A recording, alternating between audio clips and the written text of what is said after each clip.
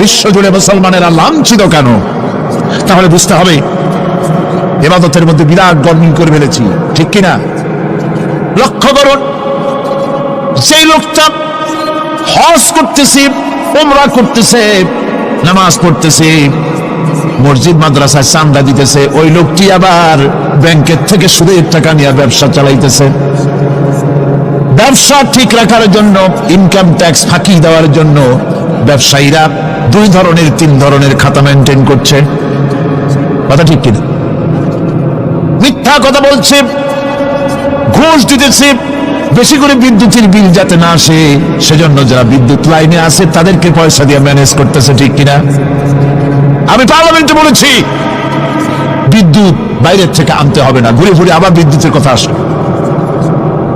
বিদ্যুৎ আনা লাগবে না, কারণ আমার দেশের চাহিদা হচ্ছে 2500 মেগাওয়াট, সেখানে 1800 মেগাওয়াট আমাদের আছে। আরেকদিকে 4টা বিদ্যুৎ প্রকল্প বন্ধ হয়ে আছে। ওই 4টি বন্ধ হওয়া প্রকল্প যদি চালু করা যায় তাহলে 2900 মেগাওয়াট বিদ্যুৎ উৎপাদিত হতে পারে বলে বিশেষজ্ঞরা বলেছেন। তাহলে আমাদের উদ্বৃত্ত 400 মেগাওয়াট থেকে যাবে। এই থেকে বাইরের থেকে আনার কোন দরকার নাই। বিদ্যুতের অপচয় বন্ধ করুন, বিদ্যুতের চুরি বন্ধ করেন। মিল কলকারখানা যাদের আছে, লক্ষ লক্ষ টাকা বিদ্যুৎ বিল হয়, কিন্তু লাইনম্যানদের সঙ্গে ম্যানেজ করে গভর্নমেন্টকে ফাঁকি দেওয়া হচ্ছে, ঠিক কিনা? তোমার নামাজের দাম কি? তোমার হজের 4 পয়সা দাম নাই। তুমি রাষ্ট্রকে ফাঁকি দিয়েছ, তুমি জনগণকে ফাঁকি দিয়েছ, তুমি দেশের শত্রু। টেলিফোনের বিল হাজার হাজার টাকা, লাখ টাকার বেশি বিল হয়, লাইনম্যানের সঙ্গে ম্যানেজ করে 500, 700, 2000 টাকা দিয়ে সারিয়ে দেয়, ঠিক কিনা? এরা জাতির শত্রু, দেশের শত্রু। এদেরকে ফায়ারিং স্কোয়াড নিয়ে ক্লাস ফায়ার করে উড়া দেওয়া উচিত। এরা দেশের দুশ্মন। আজ সিস্টেম লসের নাম দিয়া বিদ্যুৎ চুরির আরেক ব্যবস্থা করা হয়েছে। সিস্টেম লস করে ওনারা নিজেরা, আর এর ভোগান্তি জনগণকে করতে হয়। কষাইয়ের মতো ছুরি দিয়া জবাও করে জনগণের কাছ থেকে সিস্টেম লসের চার্জ আদায় করা হয়। আমি পার্লামেন্টে বলেছি, মাননীয় স্পিকার, সিস্টেম লস এই নামটা উঠাও দেন, এই প্রথা বন্ধ করে দিন। বিদ্যুৎ ধার করা লাগবে না, আল্লাহ আমাদের দেশে যথেষ্ট দিছে, কোনো জিনিসের অভাব নাই। এখানে গ্যাস আছে, তেল আছে, বিদ্যুৎ আছে, পাট আছে, চা আছে, নাই কি?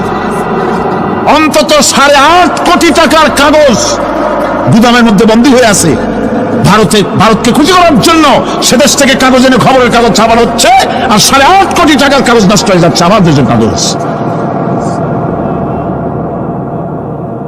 সুতরাং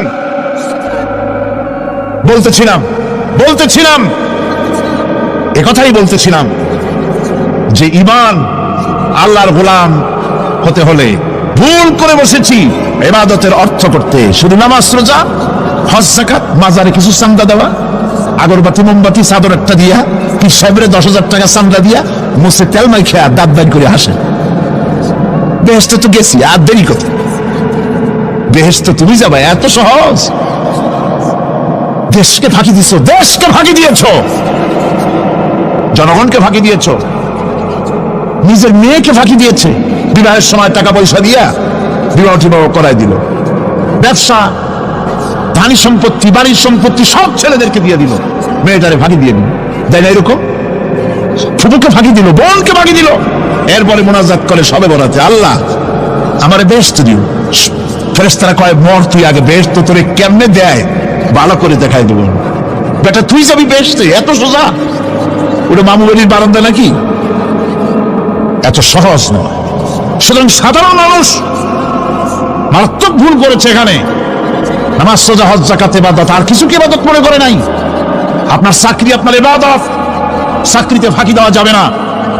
আপনি সুস্থ মানুষ, মেডিকেল লিভ নিয়ে ওয়াজ মাহফিল অথবা কোনো ইজতেমায় যাওয়া যাবে না, কোনো চেল্লা দিতে যাওয়া যাবে না। মেডিকেল লিভ নিয়ে আপনি সুস্থ মানুষ, কেন আপনি মেডিকেল লিভ নিচ্ছেন? আপনি ফাঁকি দিতে পারবেন না। সরকারি চাকরি করেন, মিল কলকারখানায় চাকরি করেন, ফরজ নামাজ পড়েছেন ভালো কথা, সুন্নত পড়েছেন ভালো কথা, নফল পড়বেন না।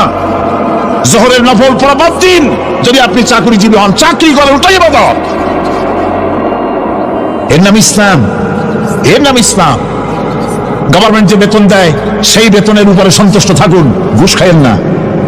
যদি বেশি বেতন লাগে গভর্নমেন্টের কাছে দাবি জানান, আমাদের বেতন বাড়ায় দাও। ঘুষ খাবেন কেন? হারাম। জোরে কোন এটা কি? এই ঘুষের টাকা মাজারে দিয়া, পীরেরে দিয়া আল্লাহরে খুশি করবেন, এত সহজ না, এত সহজ না। মা খালাকতুল জিন্না ওয়াল ইনসা ইল্লা লিয়াবুদুন। মানুষ আর জিন জাতিকে আমি সৃষ্টি করেছি আমার গোলামির জন্য। কার গোলামি? ওই গোলামির পূর্ণাঙ্গ নমুনা যদি জানতে চাই, পূর্ণাঙ্গ নমুনা দৃষ্টান্ত লাগবে। কাকে অনুসরণ করব? পূর্ণাঙ্গ ইবাদতের আল্লাহর গোলামির পূর্ণাঙ্গ নমুনার জন্য কোরআনে কারিমে দৃষ্টান্ত সেট করা হয়েছে। হযরত ইব্রাহিম আলাইহিস সালামের আল্লাহ পাক বলেন, ইয ক্বালা লাহু রাব্বুহু আসলিম ক্বালা আসলামতু লিরাব্বিল আলামিন। তার অবস্থাই ছিল, কার? ইব্রাহিম আলাইহিস সালাম। তার অবস্থাই ছিল যে তার রব যখন তাকে বললেন আনুগত্যের মস্তককে অবনত করে দাও, তিনি বললেন আমি আমার বিশ্বপালকের সামনে মাথাটা নত করে দিলাম। সুবহানাল্লাহ, কোন শব্দ ছাড়াই মাথা নিচু করে দিলাম। এই পন্থায় তিনি যে পন্থাটা অবলম্বন করেছিলেন, এই পন্থায় চলার জন্য তার সন্তানদেরকেও তিনি হুকুম করেছিলেন। ووصى بها إبراهيم ببنيه ويعقوب يا بني إن الله اصطفى لكم الدين فلا تموتن إلا وأنتم مسلمون। ইয়াকুব এবং ইব্রাহিম আলাইহিস সালাম তার সন্তানদেরকে এই উপদেশ দিয়েছিলেন যে তিনি বলেছিলেন, হে আমার সন্তানেরা, আল্লাহ ছাড়া তোমাদের জন্য আল্লাহ পাক এই দ্বীনকে মনোনীত করেছেন। আল্লাহ পাকের আনুগত্য করবে, তার দ্বীনের প্রতি সারেন্ডার করবে। আর খবরদার মুসলমান না হয়ে যেন তোমরা মরে যেও না। মৃত্যু মুসলমান অবস্থায় থাকবে, অর্থাৎ মৃত্যু পর্যন্ত থাকবে কি অবস্থায়? মুসলমান অবস্থায়। أم كنتم شهداء إذ حضر يعقوب الموت إذ قال لبنيه ما تعبدون من بعدي। ইয়াকুব আলাইহিস সালাম তার মৃত্যুর সময় জিজ্ঞেস করেছিলেন, আমার সন্তানেরা, আমার মৃত্যুর পরে তোমরা কার ইবাদত করবে, কার গোলামি করবে?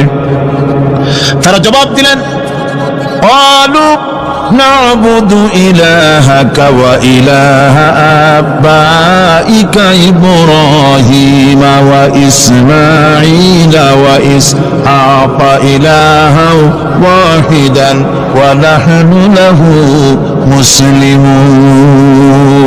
নিঃসন্দেহে আমরা ইবাদত করব, গোলামি করব আপনার রবের, আপনার পিতার রবের, এবং আল্লাহর ইবাদত করব। আপনিও আপনার পূর্বপুরুষ ইব্রাহিম, ইসমাইল যে আল্লাহকে ইবাদত করেছে, সে আল্লাহ পাকের ইবাদত আমরা করব এবং তার অনুগত হয়ে থাকব। দাসত্ব এবং দাসত্বের গোলামির পূর্ণাঙ্গ নমুনা হচ্ছেন হযরত ইব্রাহিম আলাইহিস সালাম। আল্লাহর গোটা জমিন যখন শিরকের অন্ধকারে ডুবে গিয়েছিল, তখন হযরত ইব্রাহিম আলাইহিস সালাম তাওহীদের আলো জ্বালিয়ে দিয়েছিলেন। এই নিবেদিতদের ইমাম হিসাবে আল্লাহ পাক তাকে ঘোষণা দিলেন। কোরআনে কারীম বলছে, وَإِذَا ابْتَلَى إِبْرَاهِيمَ رَبُّهُ بِكَلِمَاتٍ فَأَتَمَّهُنَّ قَالَ إِنِّي جَاعِلُكَ لِلنَّاسِ إِمَامًا। ইব্রাহিমকে তার রব কয়েকটি বাক্য দিয়ে পরীক্ষা করলেন এবং তিনি সেই পরীক্ষাগুলোতে পাশ করলেন। তখন আল্লাহ রাব্বুল আলামিন তাকে বললেন যে আমি তোমাকে গোটা বিশ্ব মানবতার জন্য, গোটা বিশ্বের সমস্ত মানুষের জন্য আমি তোমাকে নেতা বানাবো। সুবহানাল্লাহি ওয়া বিহামদিহি। প্রথম পরীক্ষা হলো, গতকাল বলেছি, সে আগুনের পরীক্ষা। সেখানে আল্লাহ পাক তাকে পাশ করালেন, তিনি পাশ করলেন। দ্বিতীয় পরীক্ষা ছিল বিবি এবং নবজাতক সন্তানকে নিয়ে। আল্লাহ হুকুম করলেন, এই বিবি আর বাচ্চারে নিয়ে মরুভূমিতে রেখে আসো। মরুভূমিতে যেখানে ঘর নাই, বাড়ি নাই, সেই জায়গায় বিবি এবং বাচ্চাকে রেখে যাওয়ার সময় তিনি বললেন, রব্বানা ইন্নী আসকানতু মিন যুররিয়্যাতি বিওয়াদিন গায়রি যী যাররিন ইনদা বাইতিকাল মুহাররাম। হে আল্লাহ রাব্বুল আলামিন, আমি পানি এবং তরুলতাবিহীন এক মরুভূমির ভিতরে আমার বংশের একটি অংশকে এখানে রেখে গেলাম। তোমার ঘরের কাছে পুনর্বাসিত, আমি তাদের কাছে, এই ঘরের কাছে, সম্মানিত ঘরের কাছে রেখে গেলাম। পরীক্ষায় তিনি পাস করলেন। হযরতে হাজেরা প্রশ্ন করলেন, ইব্রাহিম, পানি নাই, খাবার নাই, মানুষ নাই, ঘর নাই, বাড়ি নাই, মরুভূমির ভিতরে আমাকে আমার বাচ্চারা ফেলে রেখে যাচ্ছ কেন? কোনো জবাব নাই। 2-3 প্রশ্ন করলেন।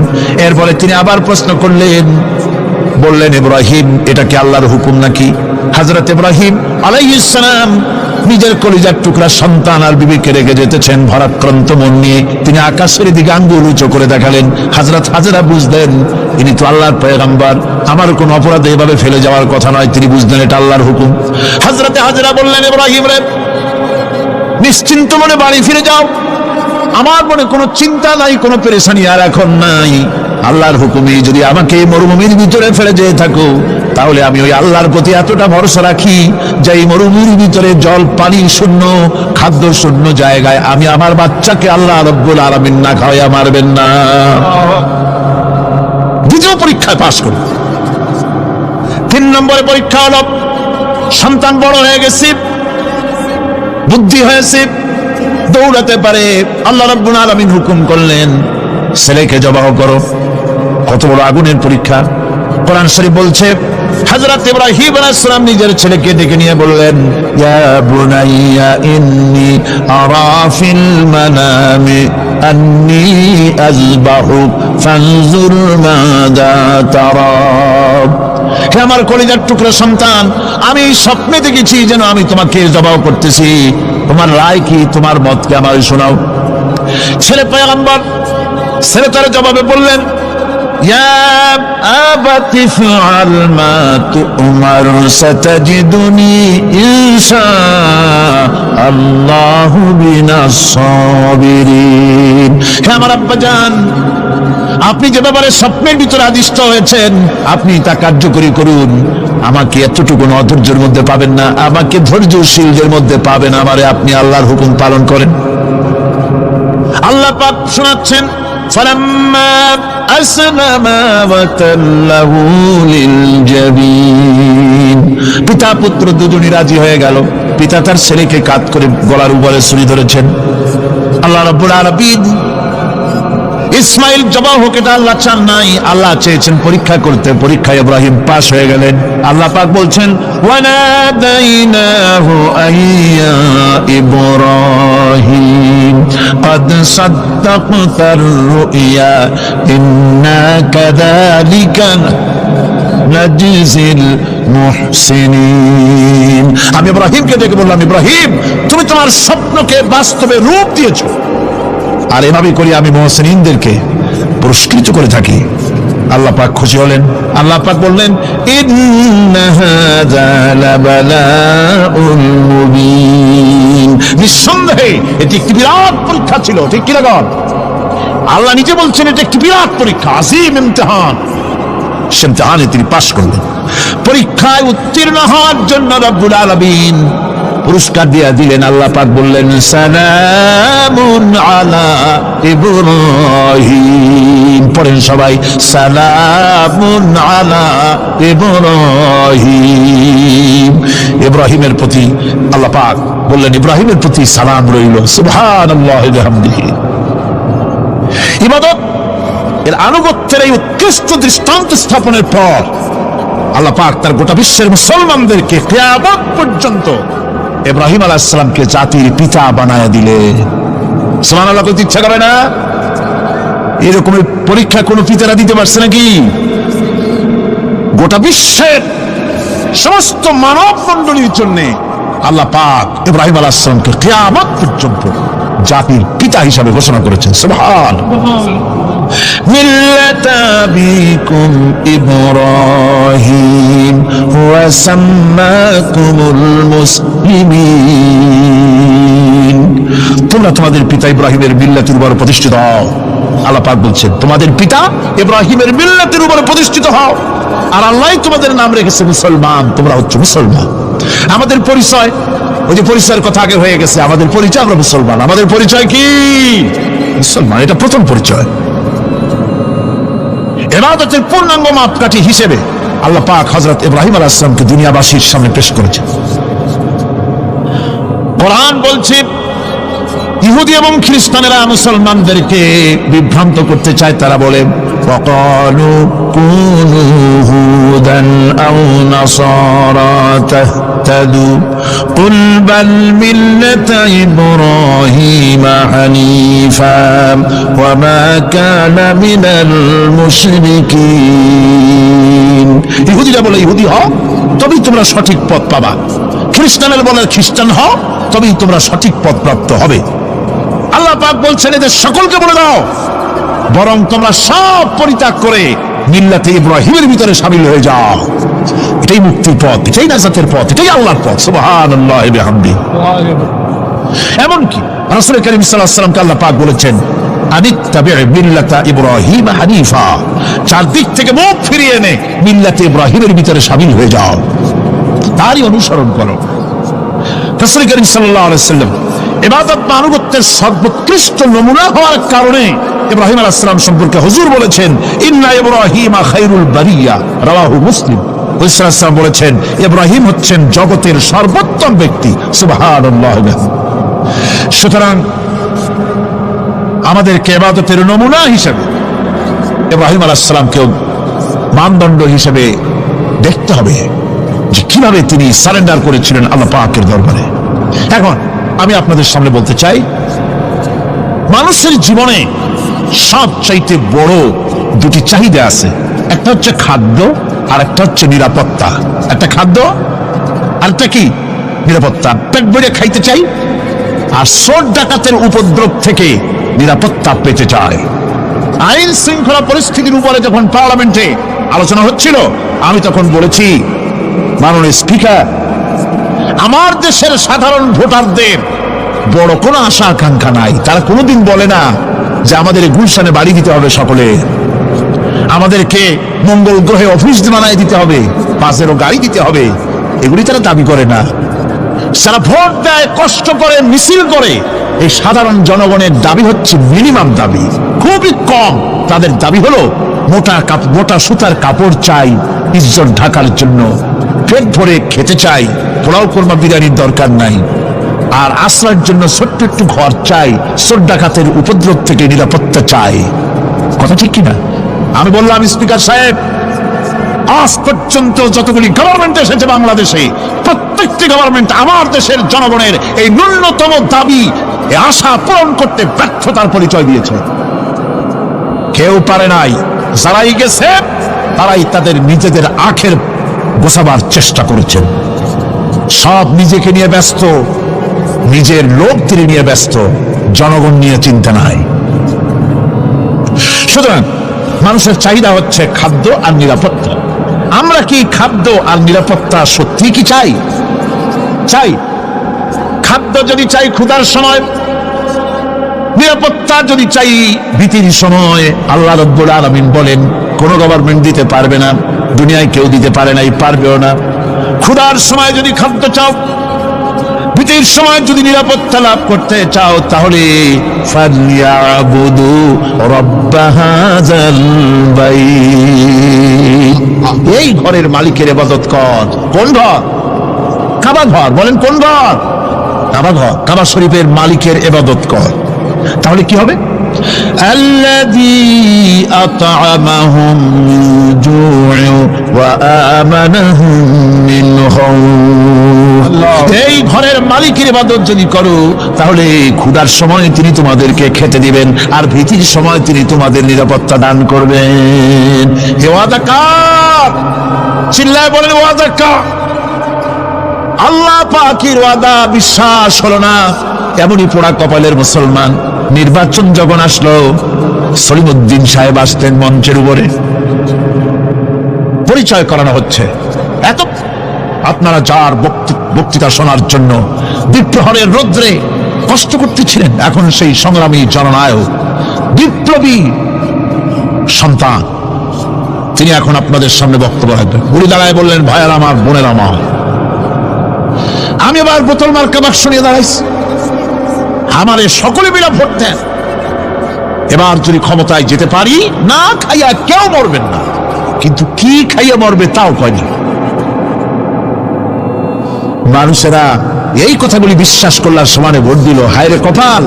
আল্লাহ বললেন, আমার ইবাদত কর, আমার গোলামি কর জীবনের সব জায়গায়, তাহলে ক্ষুধার সময় খাইতে পারবি আর ভীতির সময় নিরাপত্তা পাবি। আল্লাহর কথাটা বিশ্বাস হইল না। এই নামাজ পড়ার মুসলমানের দাম আছে, কোন দাম আছে?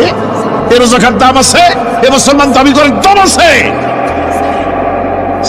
আল্লাহ রাব্বুল আলামিন তিনি পরিষ্কার করে বলছেন, এই ঘরের মালিকের ইবাদত করো, তিনি ক্ষুধার সময় খেতে দিবেন আর তিনি তোমাদেরকে বিধির সময় নিরাপত্তা দান করবেন। চাউলের অভাব হবে না, পাটের অভাব হবে না, খাদ্যের অভাব হবে না, কারণ দুটি জিনিস যদি তোমরা করতে পারো খাবারের অভাব হবে না। ওয়ালাউ আন্না আহলাল কুরা আমানু ওয়াত্তাকাউ লাফাতাহনা আলাইহিম বারাকাতিন মিনাস সামাই ওয়াল আরদ। দেশের লোকেরা, জনপদের লোকেরা যদি দুইটা কাজ করে, এক নম্বরে হলো আমার উপরে ঈমান আনবে, দুই নম্বরে হলো আমাকে ভয় করার নীতি অবলম্বন করে যদি চলে, তাহলে ওই দেশের মানুষের জন্য আকাশ আর জমিনের সব বরকতের দরজা আমি আল্লাহ খুলে দেব। আল্লাহর ওয়াদা। আল্লাহ পাকের নিকট মানুষের সবচাইতে বড় দাবি কি? আল্লাহর কাছে মানুষের সবচাইতে বড় দাবি কি করতে পারেন? পারেন? আল্লাহ পাকের কাছে মানুষের শ্রেষ্ঠ দাবিটা আল্লাহ নিজেই শিখাই দিয়েছেন। আমার কাছে দাবি কর, ইহদিনাস সিরাতাল মুস্তাকিম। আয় আল্লাহ, একটা সোজা, একটা সরল রাস্তা আমারে দাও, একটা সহজ পথ আমারে দাও।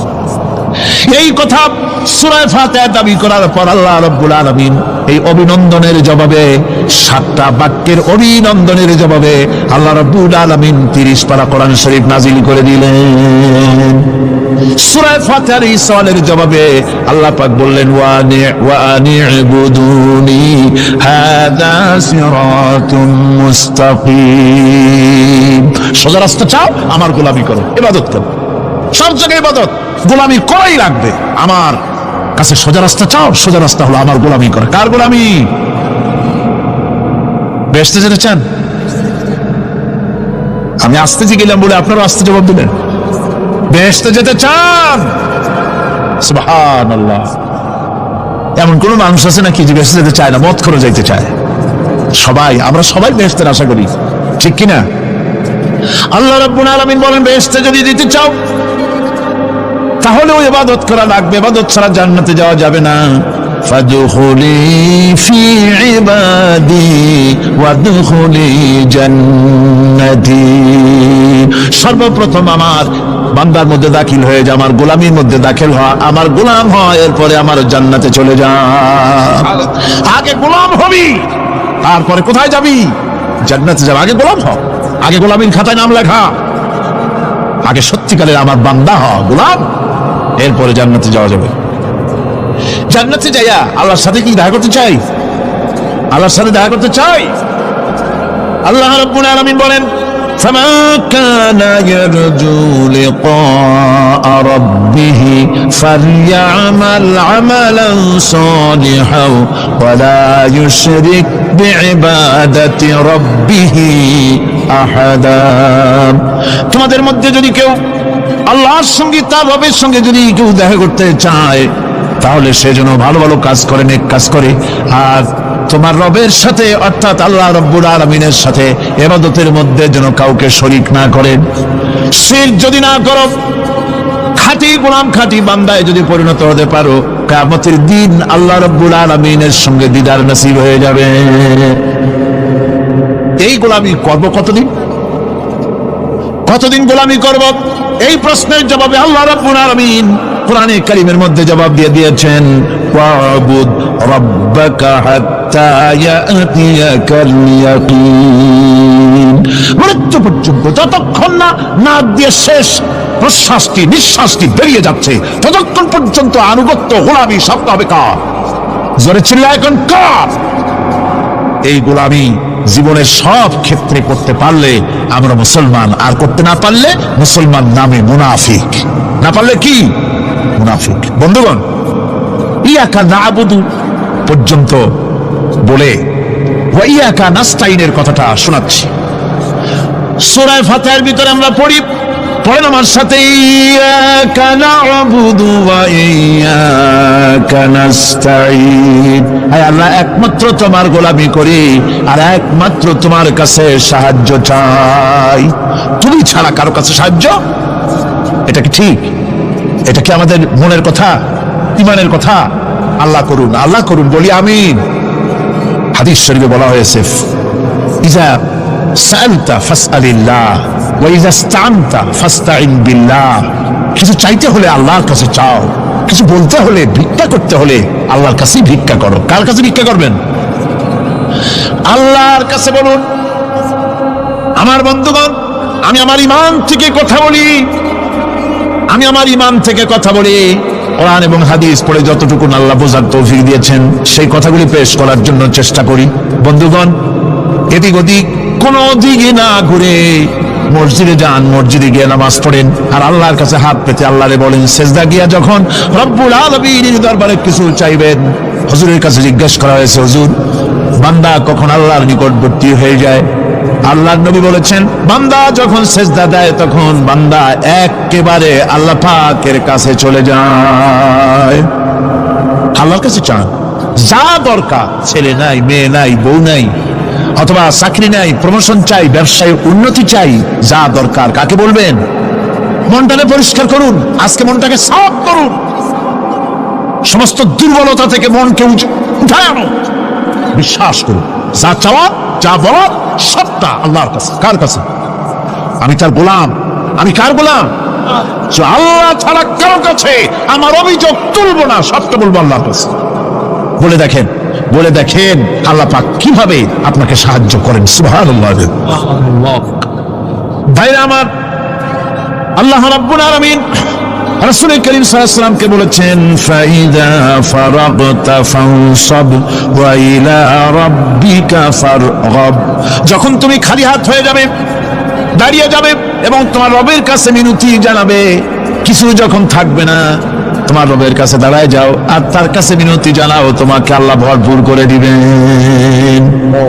ভান্ডের কোনো অভাব নাই। আমাদের ভান্ড হচ্ছে যত দেব তত কমবে, আর আল্লাহর ভান্ড যত দেয় তত সমান সমান থাকে, মোটেই কমে না, মোটেই কমে না। সুতরাং দয়াল বাবা, বাবাজান, কেবলাজান বাবা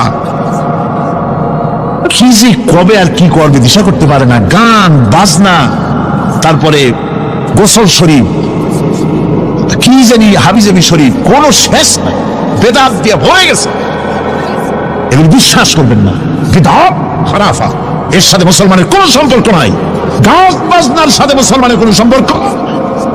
হাতে কতগুলো ঢোল নিয়ে তারপরে মাজারের কাছে গিয়ে ঢোল বাজায়, কবরের কাছে, মাথায় কতগুলো চুল, দাঁতে ময়লা, মোষগুলা ঠোঁট দুইটা ঢাইকা দাড়ির কাছে এসে পড়ছে।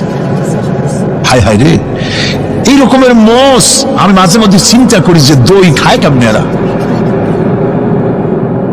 গাঁজা মদ খাইয়া এগুলো মাজার মধ্যে গিয়ে পড়ে থাকে। আর কি জানি আছে ওইটারে ঘষে আর বলে মদিনা যাব কেমনে, মদিনা যাব। কারণ তুই মদিনা যাবি কেমনে? মদ খেয়ে গাঁজা খেয়ে তুই যাবি মদিনা, একটা কথা হইল? তোর নাপাক কদম আল্লাহ পাকের আরদে মুকাদ্দাসে উঠতে পারে না। বদকার, জিনাকার, শারাবি, কাবাবি আল্লাহ পাকের নাফরমান। কতগুলা শালু কাপড় গায়ে দিয়া, মাথায় কতগুলো চুল রেখা, তারপরে গ্রামের নামে শরীফ। আশ্চর্য কথা, এই গ্রামের নাম শরীফ, ওই গ্রামের নামের মাথায় গিয়া শরীফ। শরীফ তো মক্কা শরীফ, মদিনা শরীফ, কোরআন শরীফ, হাদিস শরীফ। আর শরীফের দরকার নাই। শরীফের জাত মারছে গ্রামে গ্রামে শরীফ লাগাইয়া, কর্ণফুলী শরীফ, চন্দ্রকোনা শরীফ। আশ্চর্য কথা, শরীফ শব্দের একটা থাকা উচিত, ঠিক কিনা কর? আমার রাষ্ট্রের ভিতরে কোন মানুষ যদি ঋণগ্রস্ত অবস্থায় মারা যায় আর তার ঋণ পরিশোধের অর্থ যদি না থাকে, তাহলে তার ঋণ পরিশোধের দায়িত্ব আর তার বিবি বাল বাচ্চা প্রতিপালনের দায়িত্ব আমি মুহাম্মদ আমার কাঁধের উপরে নিয়ে নিলাম। দারিদ্র্য বিমোচনের জন্য নবী করিম সাল্লাল্লাহু আলাইহি ওয়াসাল্লাম মানুষকে কাজ দিয়েছেন, ভিক্ষা কম দিয়েছেন। কেউ চাইলে, রাসূলের আদত মুবারক ছিল, কেউ কিছু চাইলে পকেটে হাত দিতেন, থাকলে দিতেন। জীবনে একদিনের জন্য কাউকে না বলেন নাই। বলেছেন কিছু নাই, বলতেন আজকে দিতে পারলাম না, তুমি আবার এসো, দেব না এরকম কথা জীবনে একবারও বলেন নাই। সুবহানাল্লাহ। শুধু দিয়েছেন, কিছু নেন নাই। আল্লাহ, সারা জীবন মানুষের কষ্ট বুকের উপরে ধারণ করেছেন, কাউকে কষ্ট দেননি। ক্ষুধার্ত মানুষের দুয়ারে দুয়ারে গেছেন, নিজে ক্ষুধায় কষ্ট করেছেন। হযরত আবু বকর ওমর মসজিদে নববীর ভেতরে বসে অসময় বসে আছেন। রাসূলুল্লাহ দিনের বেলা জিজ্ঞেস করলেন, তোমরা এই অসময় এখানে কেন? তারা বললেন, আমরা ক্ষুধার্ত, 2-3 দিন কিছু খাই না। রাসূলুল্লাহ বললেন, আমারও তো একই অবস্থা, চলো। তিনজন বেরিয়ে গেলেন। মসজিদে নববীর পাশেই ছিল হযরত আবু আইয়ুব আনসারী রাদিয়াল্লাহু তাআলা আনহুর বাড়ি। আমি 1973 সনে স্বাধীন বাংলাদেশের প্রথম হজ আমি করেছিলাম। 4733 টাকা ছিল বিমানের ভাড়া। তখন মসজিদে নববীর পাশেই ছিল আবু আইয়ুব আনসারী রাদিয়াল্লাহু তাআলা আনহুর বাড়ি। সেই বাড়িতে গেলাম। ওইখানে একটা বাক্সের ভিতরে, একটা গ্লাসের বাক্সের ভিতরে ছিল রাসূলের ব্যবহার করা তরবারি, তীর আর ধনুক। আমি বহুত চেষ্টা করছিলাম গ্লাসটা উঠাবার জন্য, কারণ এটা সেই তরবারি, সেই তীর, সেই ধনুক যেখানে আমার রাসূলের হাতের পরশ লেগেছিল।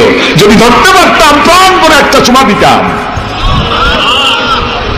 এই বাড়িতে গিয়ে রাসূলুল্লাহ উপস্থিত হলেন। আবু আইয়ুব আনসারী 3 জন মেহমান, এর থেকে শ্রেষ্ঠ মেহমান আছেন? স্ত্রীকে বললেন, তাড়াতাড়ি একটা ছাগল জবাই করো, রুটি বানাও। তিনি চলে গেলেন বাগানে। বাগান থেকে কিছু খোরমা আনলেন। হাদিস শোনাচ্ছি, গল্প নয়। কিছু খোরমা এনে রাসূলের সামনে রাখলেন। রাসূলুল্লাহ বললেন, এর মধ্যে কাঁচা পাকা, আধা পাকা 3 পদের খাজুর, আমি কোনটা খাবো? হযরত আবু আইয়ুব বলেন, 3 প্রকারের খেজুরে আপনি হাত দিবেন, কারণ আপনার হাত যে প্রকারের খেজুরের গায়ে লাগবে আমার বাগানে আল্লাহ রাব্বুল আলামিন সেই খেজুরে বরকত দিয়ে দিবেন। কিছুক্ষণ পরে রান্না হয়ে গেল। রাসূলের সামনে গোশত আসলো, রুটি আসলো। আল্লাহর নবী খাবারের শুরুতে 2-1টা রুটি আর 2-3টা গোশত টুকরা রুটি দিয়া পেঁচায়া হযরতে আবু আইয়ুব আনসারীর হাতে দিয়ে দিলেন। বললেন, আবু আইয়ুব, এই রুটি আর গোশত টুকরা নিয়ে যাও, আমার কলিজার টুকরা মা ফাতেমা গত 3 দিন হলো কিছু খায় নাই। দুনিয়ার মানুষের খাবার পৌঁছায়ছেন, নিজে না খেয়ে থেকেছেন। হযরত আয়েশা বলেছেন, 1 দিন 2 দিন না, মাসের পর মাস রাসূলুল্লাহর স্ত্রীদের ঘরে চুলায় আগুন জ্বলে নাই। হযরত ওমর রাদিয়াল্লাহু তাআলা আনহু রাসূলুল্লাহর ঘরে প্রবেশ করেছেন। এখনো ঘরটা আছে, মসজিদে নববীর কোনায় ছোট্ট ঘরটা, বিশ্বনবীর ঘর। তিনি ঘরের মধ্যে প্রবেশ করে দেখেন রাসূলুল্লাহ শুয়ে আছেন। তারপরে হযরত আবু বকর সালাম করলেন, রাসূলুল্লাহ উঠে বসলেন। হযরত ওমর রাদিয়াল্লাহু তাআলা আনহু বাচ্চা শিশুর মতো বুক রেখে উঠলেন। নবীজি জিজ্ঞেস করলেন, ওমর কাঁদো কেন? হযরত ওমর বলছেন, ইয়া রাসূলুল্লাহ, আমি বিশ্বনবীর ঘর দেখতেছি, ছোট্ট একটি ঘর, এক কোনায় পানি শূন্য সোরাহি কাঠ হয়ে পড়ে আছে, এক পাশে একটা গ্লাস, আর আপনি যে বিছানায় শোয়া, চাদর নাই, বালিশ নাই, দড়ি দিয়া বুনানো খাটিয়ার উপরে শুয়েছিলেন, হাতের তলায়, মাথার তলায় হাত দিয়ে আপনার জান্নাতি শরীর মোবারকের পিঠের উপরে দড়ির দাগ আমি সহ্য করতে পারছি না, ইয়া রাসূলুল্লাহ। কাফেররা পৃথিবীতে এত শান্তি করলো, আর আল্লাহ রাসূলের গায়ে দড়ির দাগ। আপনি আমাকে অনুমতি দেন, আমি একটা তোষক আপনাকে বানায় এনে দেই। রাসূলুল্লাহ বললেন, ওমর, আমি যদি হুকুম করি, এই যে ওহদ পাহাড়টা আমার জন্য সোনায় পরিণত হয়ে যাবে।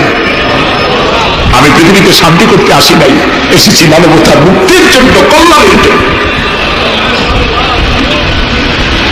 নবী করিম সাল্লাল্লাহু আলাইহি ওয়াসাল্লাম এই যাকাতের বিধান কায়েম করলেন। মানুষের দুয়ারে দুয়ারে খাবার পৌঁছে গেল। বৃদ্ধরা ভাতা পেল, বয়স্করা ভাতা পেল, বেকারেরা তাদের কাজের সংস্থান পেয়ে গেল। অবস্থা এমন হলো, হযরত ওমর ইবনে আব্দুল আজিজ রাহমাতুল্লাহ আলাইহির সময় যাকাত কে নেবে, যাকাত কে নেবে চিল্লানো হতো, ঢোল বাজানো হতো। একজন লোক পাওয়া যেত না যে যাকাত আমার দরকার। ইতিহাস লিখছে ওই সময় একজন লোক তার সাদকার টাকা নিয়ে ঘুরতেছে যে যাকাত কাকে দিবে। 3 দিন হলো যাকাত নেওয়ার মতো একটা লোক পেল না। অবশেষে ক্লান্ত হয়ে মরুদ্যানের মধ্যে বসে আছে। কিছু সময় পর দেখলো যে একটা লোক, ধুলায় ধূসরিত চেহারা, তিনি এসেছেন, হাতে একটা বড় টোপলা।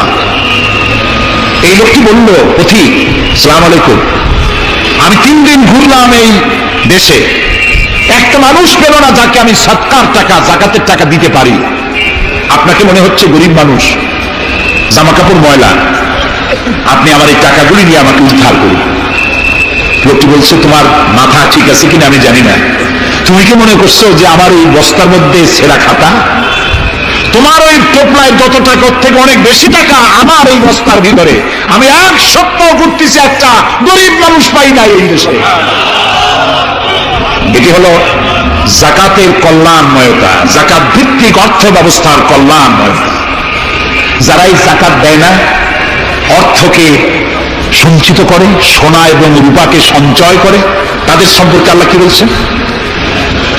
والذين يكنزون الذهب والفضة ولا ينفقونها في سبيل الله فبشرهم بعذاب أليم।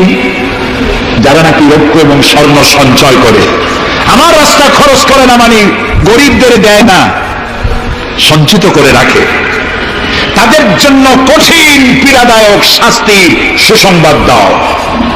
প্রশ্ন উঠতে পারে, শাস্তির কি সুসংবাদ হয়? শাস্তির কি হয়? আল্লাহ সুসংবাদ বললেন কেন? এটা বোঝাবার জন্য ছোট্ট একটি দৃষ্টান্ত যথেষ্ট। মা যদি ছেলেকে কন্ট্রোল করতে না পারে, দারুণ দুষ্ট, মা তখন বলে, দাঁড়া তোর বাপ আসুক, আমি তারে নালিশ করবো, এমন পিঠটি দেবে তখন মজা টের পাবি। পিটাইলে কি মজা লাগে? তাহলে মজা বললো কেন? শাস্তির তীব্রতা বোঝাবার জন্য মজা শব্দ ব্যবহার করা হয়। এটা কোরআনে কারীমের বাগধারা। আল্লাহ তাআলা বলছেন, তীব্র শাস্তির সুসংবাদ দাও। স্বর্ণ আর রৌপ্য জমা করে রেখেছে, যাকাত দাওনি। বহু মহিলার অসংখ্য সোনারূপা আছে, যাকাত দেন না। কবে কালে ভদ্র একটা বিয়ে আসবে, সেই বিবাহে সজ্জিত হয়ে যাবেন, সারা বছরে যাকাত দিলেন না, এতগুলি সোনা আটকে রাখলেন কেন? আল্লাহ চান না টাকা পয়সা পুঞ্জীভূত হয়ে থাকুক। কোরআন শুধু নামাজ রোজা নয়, দেখুন না আল্লাহ কি বলছেন। আল্লাহ বলছেন, কায়লা ইয়াকুনা দুলাতাম বাইনাল আগনিয়াই মিনকুম। আল্লাহ বলছেন, তোমাদের কিছু সংখ্যক ধনীদের মধ্যে তোমাদের সম্পদগুলি পুঞ্জীভূত হয়ে যাক, এটা আমি চাই না। এটা যাকাত, ফিতরা, সাদকা, এককালীন দানের মাধ্যমে গোটা জাতির মধ্যে পৌঁছে যাক, তাহলে মানুষের উপকার হবে। সুতরাং 7.5 তোলা নিচ পর্যন্ত যাকাত আপনার না দিলে চলবে। যখন 7.5 তোলা হবে তখনই যাকাত শুরু হবে। যত বেশি হয় গোড়া থেকে শুরু করে সবটা দিতে হবে। 52 তোলার রূপা হলে যাকাত দিতে হবে। এই যাকাতের টাকা না দিয়ে যারা জমা করে রাখেন, শাস্তিটা কি হবে শোনেন। আল্লাহ শাস্তির ধরনও বলছে, ইয়াউমা ইউহমা আলাইহা ফি নারি জাহান্নাম ফাতুকওয়া বিহা জিবাহুম ওয়া জুনুবুহুম ওয়া যুহুরুহুম হাদা মা কানাজতুম লিআনফুসিকুম ফাযুকু মা কুনতুম তাকনিজুন। এমন একদিন আসবে যখন এই স্বর্ণ আর রৌপ্যকে জাহান্নামের আগুন দিয়ে জ্বালায়া সিল বানানো হবে, আর এই সিলগুলি তোমার কপালে, তোমার পার্শ্বদেশে, তোমার পৃষ্ঠদেশে সিল মারা হবে জাহান্নামের আগুন দিয়ে, আর বলা হবে, হাদা মা কানাজতুম লিআনফুসিকুম, এই হলো তোমার সেই সব সঞ্চিত সম্পদ যা তুমি সঞ্চয় করে রেখেছিল, আল্লাহর রাস্তায় খরচ করো নাই। রাসূলের কাছে প্রশ্ন হয়েছে, ওয়ায়াসআলুনাকা মাযা ইউনফিকুন, হে রাসূল আপনাকে প্রশ্ন করা হয় যে কি খরচ করব। আল্লাহ তাআলা বলছেন, কুলিল আফওয়া, বলুন প্রয়োজনের অতিরিক্ত জিনিস আল্লাহর রাস্তায় খরচ করে দাও। আমরা প্রয়োজনের অতিরিক্তটা ব্যাংকে জমা রাখি। আল্লাহ বলেন খরচ করো, যত খরচ করবে আল্লাহ তত বাড়াই দিবেন। দেখেন না আল্লাহ বাড়ায় কেমনে। আল্লাহরে বিশ্বাস করেন যে আল্লাহ যে বাড়াইতে পারেন, এটাকে বিশ্বাস করেন? এটি তো ইমানের প্রশ্ন। কেউ যদি জবাব দিতে ব্যর্থ হন তাহলে তো কুলক্ষণ। আল্লাহ কি সম্পদ কমানো আর বাড়ানোর মালিক কে? ইয়ামহাকুহুল্লাহুর রিবা ওয়া ইউরবিস সাদাকাত। আল্লাহ তাআলা বলছেন আমি সুদকে ধ্বংস করি আর সাদকাকে বৃদ্ধি করি। হালালে বরকত হয়, হারামে বরকত হয় না। আজ গোটা পৃথিবীতে, শুধু বাংলাদেশে নয়, গোটা বিশ্বে ওয়ার্ল্ড ব্যাংকের দৃষ্টিতে ইসলামী ব্যাংক পৃথিবীতে সব থেকে সফল ব্যাংক।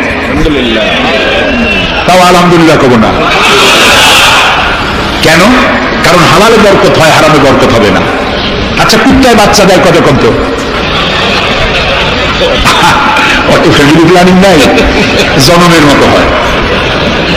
এই কুত্তাগুলি যদি সব বাঁচত তাহলে বরিশাল দিয়ে হাঁটতে পারতেন? কুত্তার জ্বালায় হাঁটতেই পারতেন না। গরুতে, গাভীতে বাছুর দেয় কয়টা বছরে? একটা, মাত্র একটি। আর মুসলমানেরা গরু যা জন্মের খাওয়া খায়, তারপরেও কুত্তা বেশি না গরু বেশি?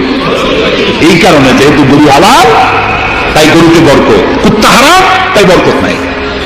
ইসলামী ব্যাংক শুধু ব্যাংকিং সেক্টরেই কাজ করে না, জাতির কল্যাণমূলক বহু সংখ্যক কাজ তারা করে থাকে। ইসলামী ব্যাংক হাসপাতাল, ইসলামী ব্যাংক ব্যাংকের জন্য কলেজ, ইসলামী ব্যাংক দিয়ে যখন ডিজাস্টার হয়, দুর্ভিক্ষ হয়, যখন বন্যা হয়, জলোচ্ছ্বাস হয়, লক্ষ কোটি কোটি টাকা তারা দুহাতে বিতরণ করে। হ্যাঁ, অনেক প্রকল্প আছে। মেধাবী ছাত্র, গরিব ছাত্রদেরকে স্টাইপেন্ড দেয়, বিধবা নারীদেরকে কি বলে সেলাই করে, সেলাই মেশিন দেয়। যাকাত, আরেকটু বলি, আপনারা বিরক্ত হন না তো? যাকাত আমরা কি করি? বছরে একদিন শাড়ি আর লুঙ্গি কিনে প্রদর্শন করি, এক্সিবিশন। অমুক সাহেব যাকাত দেবেন, আপনারা আসবেন। দলে দলে ফকিররা আসলো, একটা লুঙ্গি আর শাড়ি নিতে গিয়ে পদপিষ্ট হয়ে 5টা 10টা মারা গেল। হয় না বাংলাদেশে? এই প্রদর্শনী, এক্সিবিশনের কোনো মানে নাই। যাকাত নিতে তোমার বাড়ি কেন লোক আসবে? তুমি যাকাতের টাকা তার হকদারের কাছে পৌঁছাইয়া দিবা। কারণ গরিব তোমার করুণার পাত্র নয়। অফি আমওয়ালিহিম হাক্কুল লিসাইলি ওয়াল মাহরুম। আল্লাহ তাআলা বলছেন তোমার সম্পদের ভিতরে গরিবদের অধিকার আছে। গরিব তোমার করুণার পাত্র নয়। যাকাত দিয়ে আসো তার বাড়ি যায়। তবে শাড়ি আর লুঙ্গি দেওয়া কোনো অর্থবহ কাজ নয়। কি দিবেন? রাসূলুল্লাহর কাছ থেকে শিখুন। ওই যে একজন আসলো, ভিক্ষা চাইলো, বললো তোমার কি কিছু নাই? বললো আছে। কি আছে কোন? মাশাআল্লাহ, জানি সবাই, কিন্তু আমল করি না। দুনিয়ায় যত ভালো কথা সব বলা হয়ে গেছে, বাকি আছে শুধু পালন করা। রাসূলুল্লাহ তাকে বললেন কম্বল আনো। বিক্রি করে কিনলেন কি? কুড়াল। রাসূলুল্লাহ তার নিজের পবিত্র হাত দিয়ে কুড়ালে হাতল লাগাই দিলেন। বললেন যাও জঙ্গলে কাঠ কাটো, বাজারে বিক্রি করো, ভিক্ষা কোনো দিন আর করবা না। 1 বছর পর, হাদিস শুনুন, 1 বছর পর ওই ভিক্ষুক এসে বলছেন আসসালামু আলাইকা ইয়া রাসূলুল্লাহ। হুজুর, আপনি আমাকে চিনেছেন? আমি সেই ভিক্ষুক যে ভিক্ষা নিতে এসেছিলাম। আপনি আমাকে ভিক্ষা না দিয়ে কুড়াল দিয়েছিলেন। কুড়াল দিয়া কাঠ কাটা বাজারে বিক্রি করে আমার কাছে এখন যাকাত দেওয়ার মতো অর্থ জমা হয়ে গেছে। এটার নাম ইসলাম। শুধু নামাজ রোজা জিকির আজগারের জন্য শুধু নয়, নামাজ রোজা জিকির আজগার তো করবো, কিন্তু আমার মানুষকে দারিদ্র্য বিমোচন করতে হবে। সুতরাং যাকাতের টাকা দিয়ে একটা শিক্ষিত বেকার যুবককে একটা কম্পিউটার কিনে দেন, একটা বিধবা মহিলাকে একটা সেলাই মেশিন কিনে দেন। তার সতীত্ব সে বাঁচাতে পারবে। ক্ষুধার জ্বালায় মানুষ যখন অসহনীয় পর্যায়ে চলে যায়, তখন সে দেহ ব্যবসার মতো নিকৃষ্ট পর্যায়েও চলে যায়। এজন্য ধনীরা দায়ী হবে আল্লাহর কাছে। কচু গাছ কাটতে কাটতেই মানুষ খুন করে। একটা এতিম বাচ্চা ক্ষুধার জ্বালায় ঘুরতেছে, ওই বাচ্চাটি আপনি তাকে একটু আদর করেন, পরে আপনি একটা চীনাবাদামের বাক্স কিনে দেন 50 টাকা 100 টাকা দিয়া, কিছু চীনাবাদামের পুঁজি দেন, একটা পানের খিলি বানাইয়া বিক্রি করার পুঁজি দেন, কয়েকটা বুট পলিশের কালি আর ব্রাশ কিনে দেন। সে রাস্তায় বসে জুতা পালিশ করবে। ছেলেটি পকেট মারা থেকে, চুরি করা থেকে বেঁচে যাবে। সমাজ সংস্কার হবে, সমাজ অপরাধ মুক্ত হবে, সমাজ থেকে দারিদ্র্য বিমোচন হবে। আলহামদুলিল্লাহ। আপনি কি জানেন এই যে গাছগুলি লাগালে পরে কত সওয়াব হয়? এবং দারিদ্র্য বিমোচনের জন্য গাছের কি বিশাল ভূমিকা। রাসূলুল্লাহ বলেছেন হাদিস, তোমার কাছে যদি এমন খবর আসে যে কিয়ামত হচ্ছে, আর তখন যদি তোমার কাছে কোনো গাছের চারা থাকে, কিয়ামত হচ্ছে, গাছের চারাটি কিয়ামত আসার পূর্বেই গাছের চারাটি লাগিয়ে যাও, কিয়ামতের দিন 7টায় 4 সওয়াব পেয়ে যাবে। একটি গাছ যদি কেউ লাগায়, ওই গাছের যত পাখি বসবে, ফল হবে, মানুষে খাবে, আশ্রয় নেবে মানুষেরা, কিয়ামত পর্যন্ত সদকায়ে জারিয়ার সব মানুষ কবরে বসে বসে পেতে থাকবে। সব জানে সওয়াব আর সওয়াব জানি না, খালি মনে করি ইল্লাল্লাহ ইল্লাল্লাহ বলতে পারলেন সব। আর খালি ইল্লাল্লাহ বলবেন বা কেন? যারা এই ধরনের জিকির করেন, আমার মনে দারুণ প্রশ্ন, জবাব খুঁজে পাই নেই। আল্লাহর কলেমাকে খণ্ডিত করে জিকির করার পারমিশন কোন হাদিস দিয়েছে? কে দিয়েছে এই পারমিশন? লা ইলাহা ইল্লাল্লাহ, এটা হলো পূর্ণাঙ্গ কালেমা, কমপ্লিট হচ্ছে মুহাম্মদ রাসূলুল্লাহ। আফজালুল যিকর লা ইলাহা ইল্লাল্লাহ। কতক্ষণ লা ইলাহা ইল্লাল্লাহ, কতক্ষণ ইল্লাল্লাহ ইল্লাল্লাহ ইল্লাল্লাহ।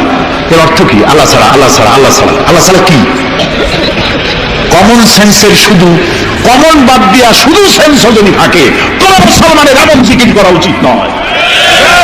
তবে common sense is very uncommon. দুর্ভাগ্য জাতি।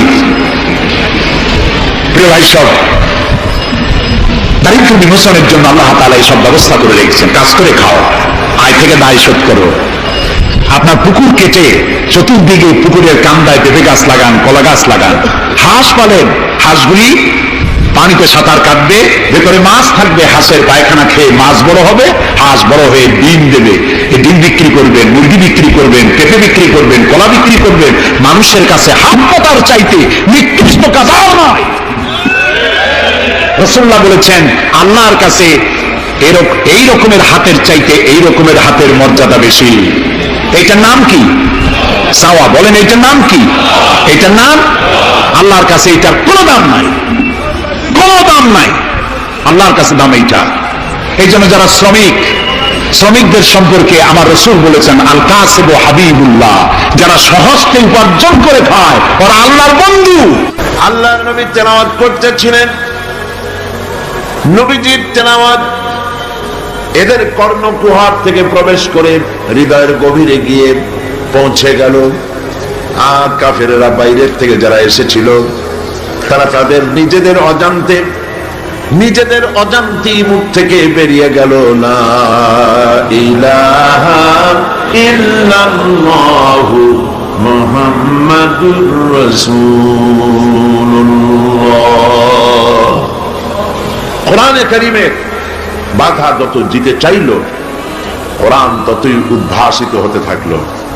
এটা বাধা দিয়ে বন্ধ করা যায় না, কারণ জিনিসটা হচ্ছে আল্লাহ পাকের। এই কোরআন কার? আল্লাহ পাকের। মহান আল্লাহ রাব্বুল আলামিন কোরআনে কারীমের মধ্যে বলেছেন, ইউরিদুনা লিইউতফিউ নূরাল্লাহি বিআফওয়াহিহিম والله متم نوره ولو كره الكافرون।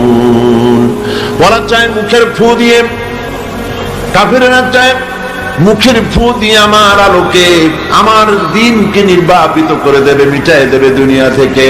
আল্লাহ পাক বলেন, আমি আমার দ্বীনকে, আমার নূরকে পূর্ণতা দান করব, তাতে কাফের বেঈমানদের মনের মধ্যে যত অসহনীয় হোক, ওদের কলিজা যত জ্বলুক, আমি আমার দ্বীনকে পূর্ণতা দান করব। আমার নূর কেউ নিবাইতে পারবে না। সুবহানাল্লাহ ওয়া বিহামদিহি।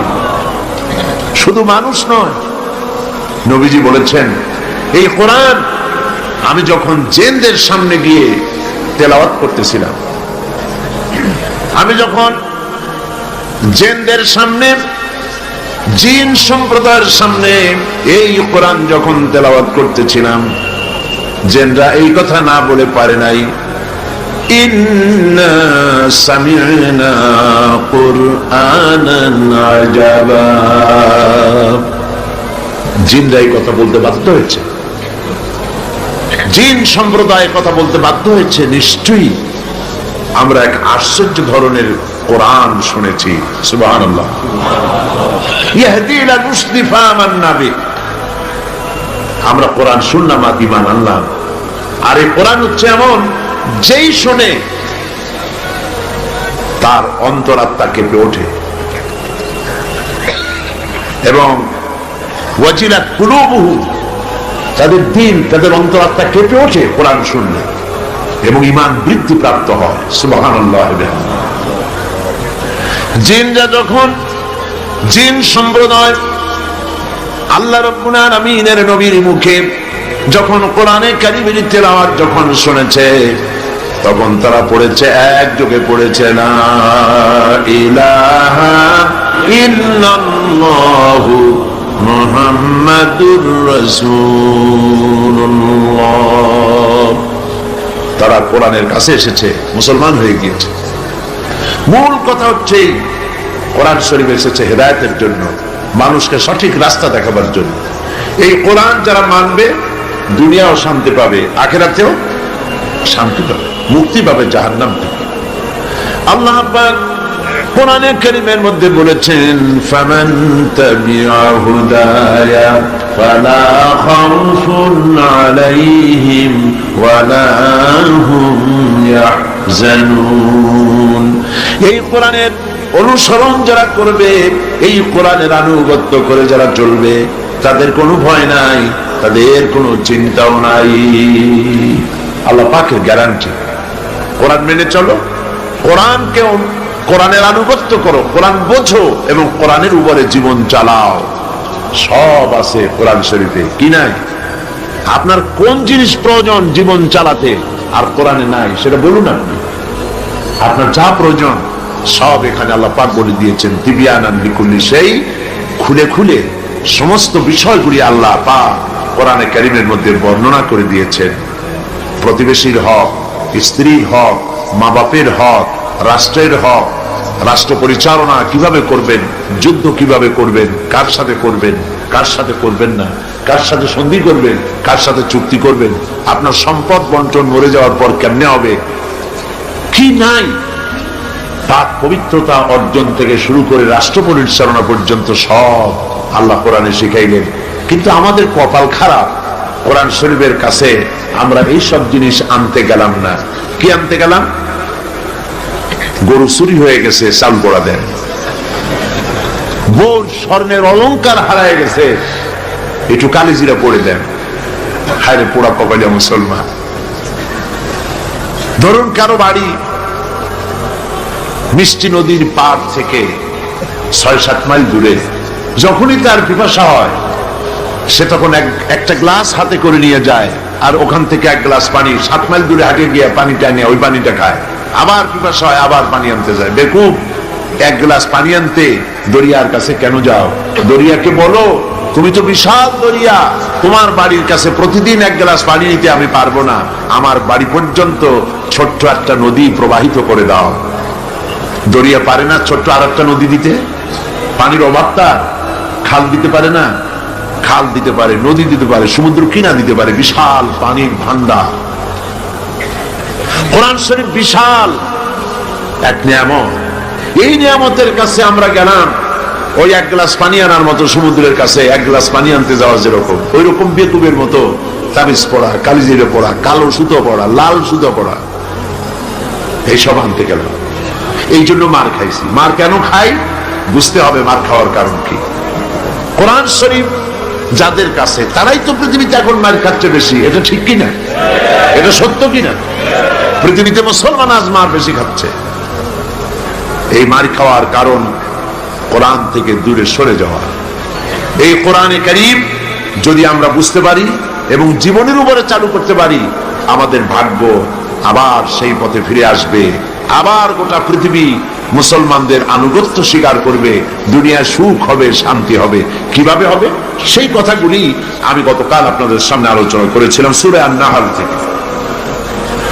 আল্লাহ রাব্বুল আলামিন কোরআনে কারীমের মধ্যে সূরা আন-নাহলের প্রথম রুকুর শেষ আয়াতে আল্লাহ পাক বলছেন, ওয়া আলাল্লাহি কাসদুস সাবিলি ওয়া মিনহা জাইর ওয়ালাউ শাআ লাহাদাকুম আজমাইন। আর আল্লাহ পাকের উপরে দায়িত্ব হচ্ছে, আল্লাহ পাক বলছেন আমার হক, আমার দায়িত্ব সোজা রাস্তা বলে দেওয়া। সোজা রাস্তা বলে দেওয়ার দায়িত্ব আমার। যেখানে রয়েছে বাঁকা পথ, এই পৃথিবীতে অসংখ্য বাঁকা পথ আছে, সেই বাঁকা পথে চলবেন না সোজা পথে চলবেন? বলেন কোন পথে চলবেন? সেই সোজা পথ কারা দেখিয়েছে? আল্লাহ নবীরা দেখিয়েছেন। সেই কথাগুলি গতকাল আমি বলতেছিলাম যে আল্লাহ পাক নবী প্রেরণ করেছেন পৃথিবীতে বানিয়ে, নবীদেরকে প্রেরণ করেছেন যাতে করে মানুষ নবীদের আদর্শ গ্রহণ করে জীবনের চলার পথের দিশা নিয়ে নেয়। প্রিয় ভাই সব, হেদায়েত একটা ভিন্ন জিনিস। মুসলমানের ঘরে জন্মগ্রহণ করলেই মুসলমান হয় না, আবার কাফেরের ঘরে জন্মগ্রহণ করলেই কাফেরই থাকবে, তাও হয় না। দেখেন না, হযরতে ইব্রাহিম আলাইহিস সালামের পিতা ছিল মুশরিক কাফের। কাফের মুশরিকের ঘরে, মূর্তি পূজারীর ঘরে আল্লাহ পাঠালেন ইব্রাহিম খলিলুল্লাহ আলাইহিস সালাতু ওয়াস সালামকে। সুবহানাল্লাহ। আবার নূহ আলাইহিস সালাম আল্লাহর পয়গম্বর, তার ছেলে হয়ে গেল কাফের। ঠিক না? এই জন্য হেদায়েত এটি আল্লাহর দান। হেদায়েতটা কার দান? এই জন্য আল্লাহ রাব্বুল আলামিন কোরআনে কারীমের মধ্যে আমাদেরকে শিখিয়ে দিয়েছেন প্রতি রাকাতে আমরা যেন আল্লাহর কাছে হেদায়েত কামনা করি। ইহদিনাস সিরাতাল মুস্তাকিম পড়েন, ইহদিনাস সিরাতাল মুস্তাকিম সিরাতাল্লাযীনা আন'আমতা আলাইহিম গায়রিল মাগদুবি আলাইহিম ওয়ালাদ-দাল্লিন। আমিন। হে আল্লাহ, তুমি আমাদেরকে হেদায়েত দাও, হেদায়েতের রাস্তা দেখাও। ওই পথ, যে পথ নবীয়িন, সিদ্দিকিন, শুহাদা, সালেহিন, তাদের পথ আমাদের দেখাও। আর যারা অভিশপ্ত, যারা বিপদগ্রস্ত, পথগ্রস্ত, সে পথে আমি চলতে চাই না। নবীদের পথ আমাদেরকে দেখাও। হেদায়েত পাওয়া যত কঠিন, হেদায়েতের উপরে টিকে থাকা ততোধিক কঠিন। সেজন্য আল্লাহ তাআলা হেদায়েত প্রাপ্তদের জন্য একটা দোয়া শিখিয়ে দিয়েছেন। এই দোয়াটা করো যাতে তোমরা হেদায়েতের উপরে টিকে থাকতে পারো। দোয়াটা কি? রব্বানা লা তুযিগ কুলুবানা বা'দা ইয হাদাইতানা ওয়া হাব লানা মিন লাদুনকা রাহমাতান ইন্নাকা আনতাল ওয়াহ্হাব। আয় আমার রব, তুমি আমাকে যখন দয়া করে হেদায়েতের রাস্তা দিয়েছো, আল্লাহ তুমি আমাকে হেদায়েত থেকে বিগড়ে দিও না। বলেন আমিন। নবী করিম সাল্লাল্লাহু আলাইহি সাল্লামের কাছে কোরআন নাযিল হচ্ছে। কে এনে দিচ্ছে? আল্লাহ তাআলা দুনিয়ার মানুষকে হেদায়েত দিবেন, সেজন্য নবী দরকার, আর হেদায়েত পাঠানো দরকার। আল্লাহ তাআলা কোনো মানুষের সাথে সরাসরি কথা বলেন না, সরাসরি কথা বলেন না, সামনে এসে কথা বলেন না। যদি কারোর সঙ্গে কথা বলতে চান, মিন ওয়ারাই হিজাব, পর্দার আড়াল থেকে কথা বলেন, অথবা তার মনের মধ্যে আল্লাহ তাআলা ইলকা করে দেন। আমি গত 2 সপ্তাহ আগে কায়রো সফর করে এসেছি, মিশর। আল্লাহ তাআলার কাছে আমার খুব আশা ছিল। দুনিয়ার 4টি মহাদেশের প্রায় অর্ধশত দেশ ভ্রমণ করেছি, কিন্তু মিশর আমার দেখা হয়নি। মুসা আলাইহিস সালামের দেশ, ফেরাউনের দেশ, ইউসুফ আলাইহিস সালামের দেশ, সালেহ আলাইহিস সালামের দেশ, ইব্রাহিম আলাইহিস সালামের শ্বশুর বাড়ি। আল্লাহ তাআলা সেই জায়গা দেখার তৌফিক দিলেন। গেলাম সেই জায়গায়, কায়রো থেকে প্রায় 600 কিলোমিটার দূরে তুরে সায়না, যেখানে আল্লাহ মুসা আলাইহিস সালামের সাথে কথা বলেছিলেন। আমার জীবন ধন্য। আল্লাহ তাআলা সেই জায়গাটাও দেখালেন যেখানে আল্লাহ মুসা আলাইহিস সালামের সঙ্গে কথা বলেছেন। তো আল্লাহ তাআলা সরাসরি কথা বলেন, কিন্তু দেখা যায় না তাকে। এই কোরআন শরীফে আল্লাহ তাআলা কি সুন্দর করে বলেছেন, সূরা তাহার মধ্যে এসেছে, মুসা আলাইহিস সালাম তিনি যাচ্ছিলেন তার স্ত্রী পরিজন নিয়ে। স্ত্রী ছিলেন গর্ভবতী, আসন্ন প্রসবা, ডেলিভারি হবে, প্রচন্ড ঠান্ডা ছিল, এখন আগুনের প্রয়োজন। তিনি দূরে দেখতে পেলেন একটা গাছের উপরে যেন আগুন দেখা যায়।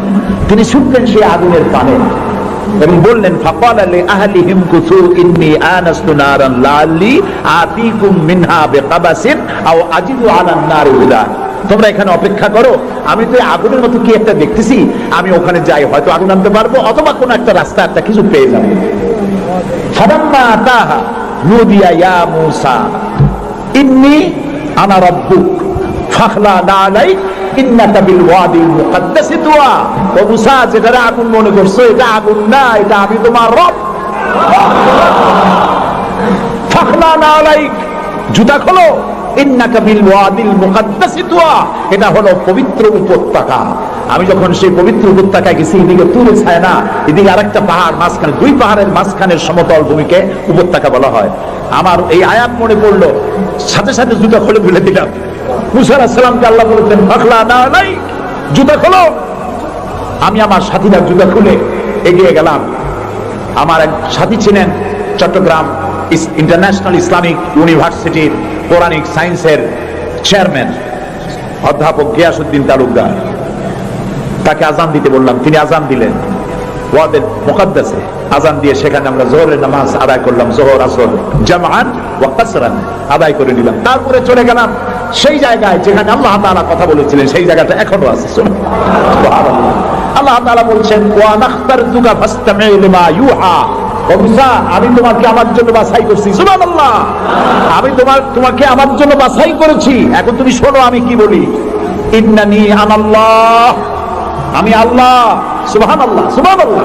আমি আল্লাহ, লা ইলাহা ইল্লা আনা, আমি ছাড়া কোনো ইলাহ নাই। ফাবুদনি ওয়া আকিমিস সালাতা লিযিকরি, অতএব আমার ইবাদত করো আর আমার শরণার্থে নামাজ কায়েম করো। সুবহানাল্লাহ। ওইখানে দেখলাম দুইটা ধর্মীয় প্রতিষ্ঠান, একটা হলো মসজিদ আর একটা হলো গির্জা, একদম গায়ে গায়ে লাগানো। দুনিয়ার ইহুদি খ্রিস্টান আর মুসলমানেরা এক জায়গায় নামাজ পড়তেছে আর যার যার মতো ইবাদত করতেছে, কোনো ঝগড়া নাই। ইহুদিরাও যাচ্ছে আর খ্রিস্টানেরাও যাচ্ছে, মুসলমানেরাও যাচ্ছে। আমি সেখানে একটা বক্তব্য রাখলাম, বললাম দুনিয়ার ঐক্য কোন রাজনৈতিক ঐক্যে পৃথিবীর মানুষকে ঐক্য বানাতে পারবে না, ইসলাম দিয়ে ঐক্য করা যাবে, এটাই হলো তার প্রমাণ। এই পৃথিবীর শ্রেষ্ঠ জাতি এই তিনটি, মুসলমান, খ্রিস্টান, ইহুদি। এই সেরা পৃথিবীতে রাজত্বকারী ক্ষমতা বিস্তারকারী শক্তি মিলিত হয়েছে ওয়াদ মুকাদ্দাসে। এই তিন শক্তি একত্রে হয়ে আল্লাহর ইবাদত করতেছে, মারামারি নাই, কাটাকাটি নাই। সুতরাং ধর্মভিত্তিক ঐক্যই পৃথিবীকে শান্তির নিবাস বানাতে পারে।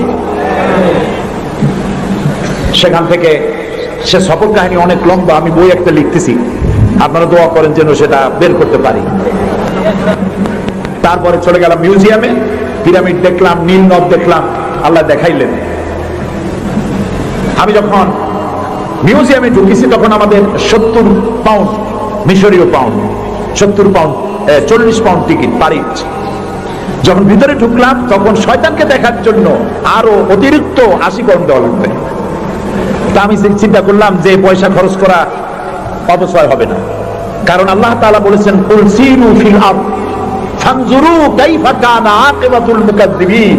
আল্লাহ তাআলা বলেছেন আমার জমিন ভ্রমণ করো আর মহাসত্যের অস্বীকারীদের কি পরিণতি করেছি তা দেখো আর তার দ্বারা শিক্ষা গ্রহণ করো। কাজে আল্লাহ দেখতে কইছে, শয়তান দেখা দরকার। ভিতরে ঢুকে দেখলাম গ্লাসের বক্স, সেখানে মিস্টার ফিরাউন চিতই শুয়ে আছে। হায় আল্লাহ, আল্লাহ শুটকি বানাই থুইছে, কাপড় দিয়ে জড়ানো, পাও দুটো বাইর করা, হাত দুটো বাইর করা, ঘাটটা এত বড় লম্বা, এরকম চিকুন, কল্লাটা আছে, একটা দাঁত আছে মুখে, হাতে পায়ে কিছু নখও আছে, মাথায় কিছু চুলও আছে। হাজার হাজার বছর আগে লাশ। মুসা আলাইহিস সালামকে যখন তালায় নিয়ে গেল লোহিত সাগরের কিনারায়, মুসা আলাইহিস সালাম বসেছিলেন তার উম্মতদের নিয়ে। ফেরাউন 3 দিক থেকে আক্রমণ করলো। এই কোরআন বর্ণনা, এটা কি কোরআন? আল্লাহ তাআলা বলছেন ও নবী তুমি তো তখন সেখানে উপস্থিত ছিলে না, যখন ফেরাউন তার দলবল নিয়ে মুসা আলাইহিস সালামকে তাড়া করেছিল সেই তুরের ছায়ায়, তুমি উপস্থিত ছিলে না। আমি ওহী দিয়া, কোরআন দিয়া তোমাকে ইতিহাস জানাইছি। সুবহানাল্লাহ। সেই লোহিত সাগরের পারে গেলাম যেখানে তাকে ঘিরে ফেলানো হয়েছিল। মুসা আলাইহিস সালাম এবং তার সাথীরা বললেন ইয়া মুসা ইন্না লামুদরাকুন, হে মুসা আমরা তো পাকড়াও হয়ে গেলাম, সারাশি আক্রমণ করা হয়েছে, আমাদেরকে পালাবার কোনো জায়গা নাই। মুসা আলাইহিস সালাম আল্লাহর পয়গম্বর, কার নবী? আল্লাহর পয়গম্বর। মুসা আলাইহিস সালাম বললেন কাল্লা রব্বি সায়াহদিন, ভয় পাও না, অবশ্যই আল্লাহ তাআলা আমাদেরকে পথ বের করে দেবেন। তিন দিকে কি শত্রু, তিন দিকে কি, আরেকদিকে কি মদিনা, সাগর। আপনারা মনে করছেন নীলগড়িয়া পার হয়েছে বুঝি, মুসার তারা খায়া, সাগর, লোহিত সাগর, রেড সি, তিন দিকে শত্রু, একদিকে সাগর, পালাবার রাস্তা আছে। আল্লাহর পয়গম্বর বলছেন কোনো ভয় নাই, অবশ্যই রব্বি সায়াহদিন, অবশ্যই আল্লাহ আমাদের পথ বের করে দেবেন। আল্লাহ তাআলা খুশি হয়ে গেলেন। সুবহানাল্লাহ। আল্লাহ এটাই চান, আল্লাহ এটাই চান। বাপে করে কি, বাপে মায় ছোট্ট বাচ্চা দাঁড়ায় তো পড়ে যায়, ওঠে তো পড়ে, এরকমের অবস্থায় টেবিলের পাশে খাড়া করে দেয়, দূরের থেকে হাত পাতে। বাপের ইচ্ছা কি যে লাভ দুগার দাঁত ভাঙু না, ওর সাহস দেওয়ার জন্য, ওর সাহস হোক সেই জন্য টেবিলের কোনায় দাঁড় করে দূরের থেকে হাত পাতে। যেটা সাহসী সে চাম করে পড়ে বাপের কোলে। আল্লাহ তাআলা বিপদের প্রান্তে দাঁড় করিয়েছেন, বিপদের বর্ডারে দাঁড় করাইয়া সাহস পরীক্ষা করছেন। সুবহানাল্লাহ। মুসা আলাইহিস সালাম সাহসের পরীক্ষায় পাশ করেছেন। আল্লাহ তাআলা হুকুম করলেন, তোমার আশা দিয়ে বাড়ি মারো, আঘাত দাও। আল্লাহ তাআলা সমুদ্রকে ভাগ করে দিলেন। সুবহানাল্লাহ। সমুদ্র ভাগ হয়ে গেল। এগুলি গল্প কি? কোরআন। কোরআন। সাগর ফেটে গেল। মুসা আলাইহিস সালাম আর তার দলবল নিয়ে সাগরের মাঝখানে চলে গেছেন। ফেরাউন তার দলবল নিয়ে এসে দেখে, বাহ, এ তো ভালোই রয়্যাল রোড। ও মনে করছে ওর বাজানের তৈরি করার রাস্তা। ওর সমস্ত সেনাবাহিনী নিয়ে নেমে পড়েছে।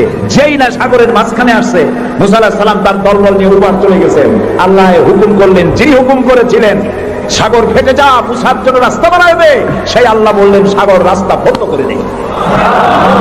রাস্তা বন্ধ হয়ে গেল। এখন ফেরাউন আর তার দলবল পানিতে চুবনি খাইতে খাইতে সাথের লোকেরা সব শেষ। এখন ফেরাউন একা সমুদ্রের ঢেউতে ডুবে আর ওঠে, পানি খেতে খেতে পেটটা ফুটকা মাছের মতো মোটা হয়ে গেছে। দেখে যে যা নাক থেকে না, নাক দিয়েও পানি পড়ে, কান দিয়েও পানি পড়ে। এখন বলছে আমান্তু না না না, হাফেজ নাই? হ্যাঁ, আমানাত বিহি বানু ইসরাঈল, ঈমান আনলাম সেই আল্লাহর উপরে যে আল্লাহর উপরে ঈমান আনছে বনি ইসরাঈলেরা, তার উপর ঈমান আনলাম। আল্লাহ তাআলা বললেন আল আন, এখন ওয়াকাদ আসাইতা ক্বাবলু ওয়া কুনতা মিনাল মুফসিদিন। ও বলল আনা মিনাল মুসলিমিন। আল্লাহ, আমি তো কলেমা পড়লাম আর তো মুসলমান হইলাম, এখনো যুবক।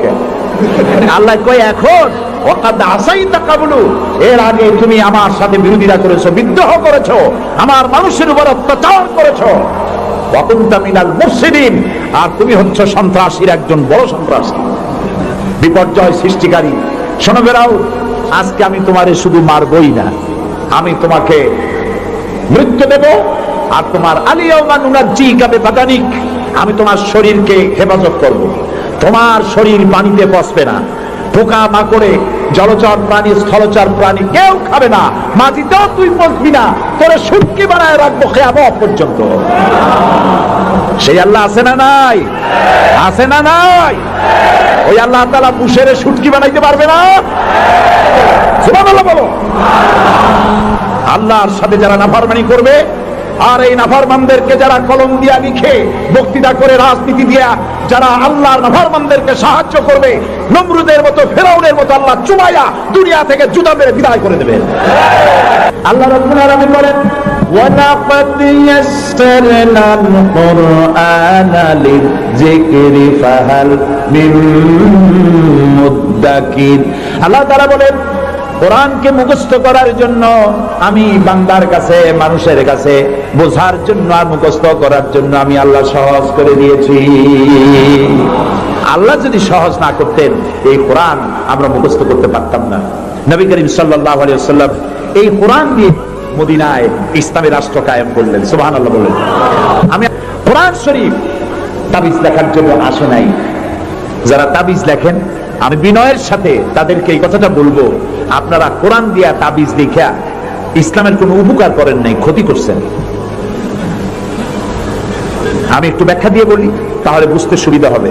তাবিজ দিয়া লেখা কি ক্ষতিটা করলেন? ক্ষতি করছেন এই, সাধারণ মুসলমানেরা আপনাদের কাছে, হুজুরদের কাছে মামলা মোকদ্দমার বিষয় জানার জন্য আসে না। সংঘর্ষ বেঁধেছে, মীমাংসা হবে কেমন, এজন্য আসে না। স্কুল, কলেজ, মাদ্রাসা অথবা অন্য কিছু তৈরি করবে ইত্যাদির জন্য আপনার কাছে জানতে আসে না। আপনার কাছে আসে, ছেলে বিয়ে করছে, বহুত দিন হয়েছে, বাচ্চা হয় না, তারপরে পেটন শোক হয়েছে, মাথায় যন্ত্রণা, গরু হারায় গেছে, খুঁজে পাওয়া যায় না, গরু ফেলে ধরছে, মেয়েকে ভূতে ধরছে। এই সব কালো জিরে পড়া, তেল পড়া, পানি পড়া, আর কালো সুতোয় গিরে দেওয়া, এই সব কাজেই আপনার কাছে আসতেছে। কেন? আপনি বুঝাইছেন যে এখানে আসলে তাবিজ দেওয়া যায়, ঝাড়ফুঁক করা যায়, দোয়া দরুদ করা যায়, সেই জন্য বড় কাজ হইয়া এই কাজে আপনার কাছে আসতেছে। অথচ বিশ্বাস করুন, রাসূলুল্লাহ কোরআন দিয়া তাবিজ লেখেন নাই, সাহাবায়ে কেরামও করেন নাই।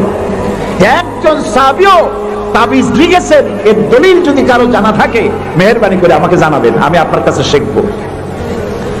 ঝাড়ফুঁক করেছেন রাসূলুল্লাহ নিজেও, ঝাড়ফুঁক করেছেন সাহাবায়ে কেরাম, কিন্তু তাবিজ লেখেন নাই।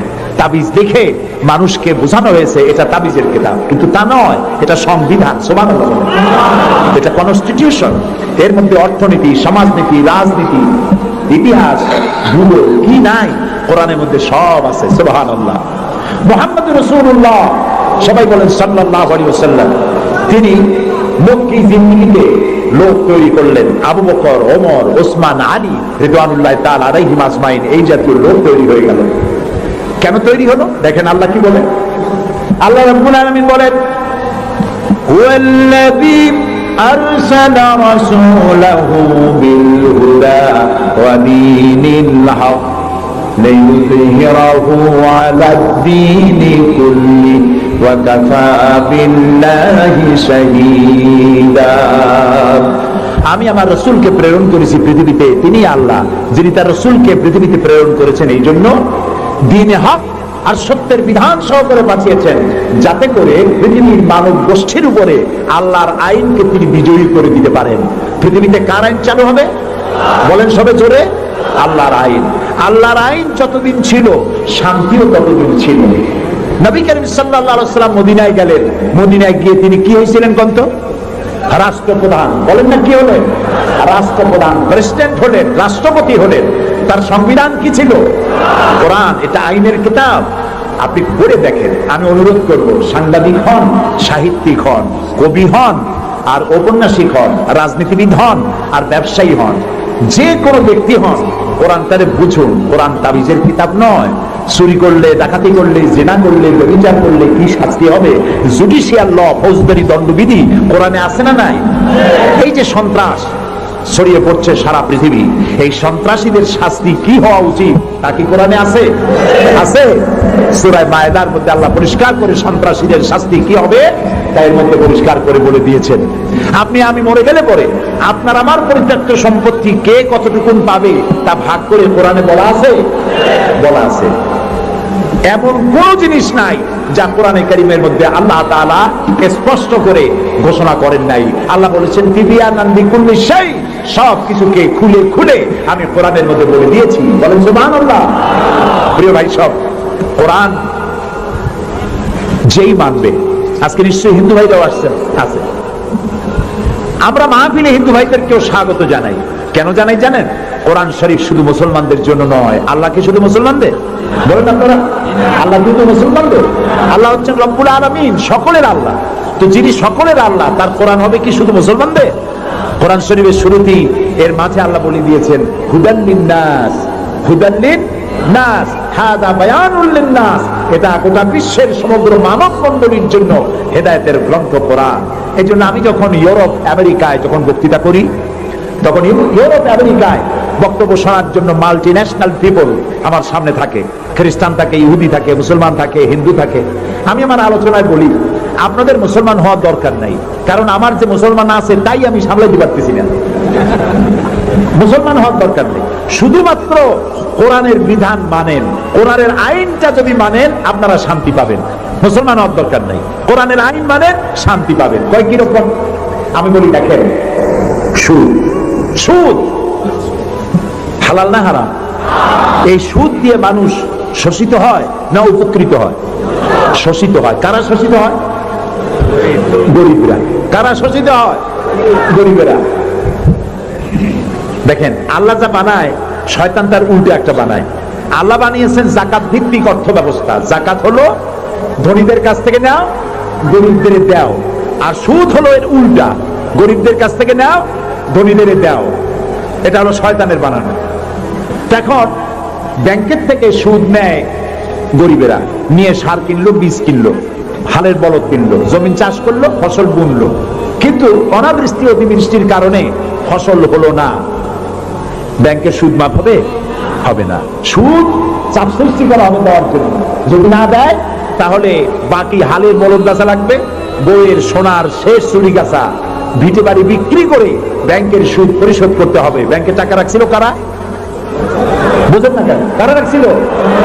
তাদের টাকা আরো বাড়লো, আর গরিবের টাকা যা ছিল তাও শেষ হয়ে গেল। এখন দেখেন আল্লাহ কি বলেন। আল্লাহ রাব্বুল আলামিন বলেন ওয়াহাল্লাল্লাহুল বাইআ ওয়া হাররামার রিবা, আল্লাহ তাআলা বলেন আমি সুদকে হারাম করেছি আর ব্যবসাকে করেছি হালাল। সুদ হারাম, কত বড় হারাম! রাসূলুল্লাহ বলেছেন সুদের মধ্যে 70টি গুনাহ, তার 70 গুনাহ হলো নিজের গর্ভধারিণী মাকে বিবাহ করা। ঘৃণার সাথে বলেন নাউযুবিল্লাহ। এই মারাত্মক গুনাহ, এই সুদ যদি বাংলাদেশে রাষ্ট্রীয়ভাবে বন্ধ করা হয় তাহলে উপকৃত হবে শুধু মুসলমানেরা, হিন্দুরা হবে না, খ্রিস্টান হবে না, বৌদ্ধরা হবে না। এখন এটারে কেমনে বন্ধ করবেন? কোন সুদ কেমনে বন্ধ করবেন? সুদের বিরুদ্ধে আমাদের দেশের পীর সাহেবরা, মাওলানা সাহেবরা ওয়াজ কি কম করছে? পক্ষে করছে না বিপক্ষে করছে? সুদ বন্ধ হয়েছে?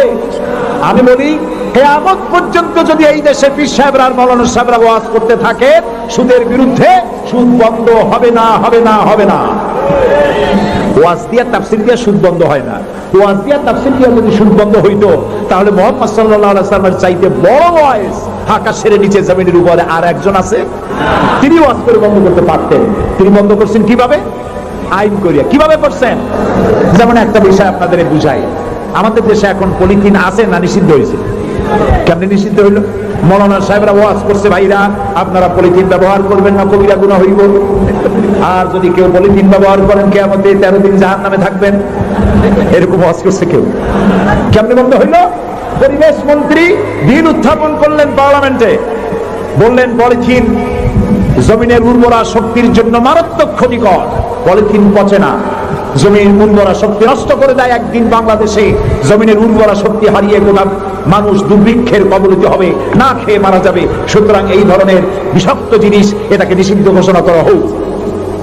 স্পিকার সাহেব তখন বললেন পার্লামেন্টের সামনে, সংসদের সামনে এখন প্রশ্ন হচ্ছে যে পলিথিন মারাত্মক ক্ষতিকর বিষয়, এই জিনিসটি নিষিদ্ধ ঘোষণা করা হোক। পক্ষে যারা আছেন তারা হা বলেন। হা বলল, তিনি হা বিজয় হয়েছে বলে এটাকে নিষিদ্ধ ঘোষণা হয়ে গেল। পরের দিন প্রেসিডেন্ট সই করলেন।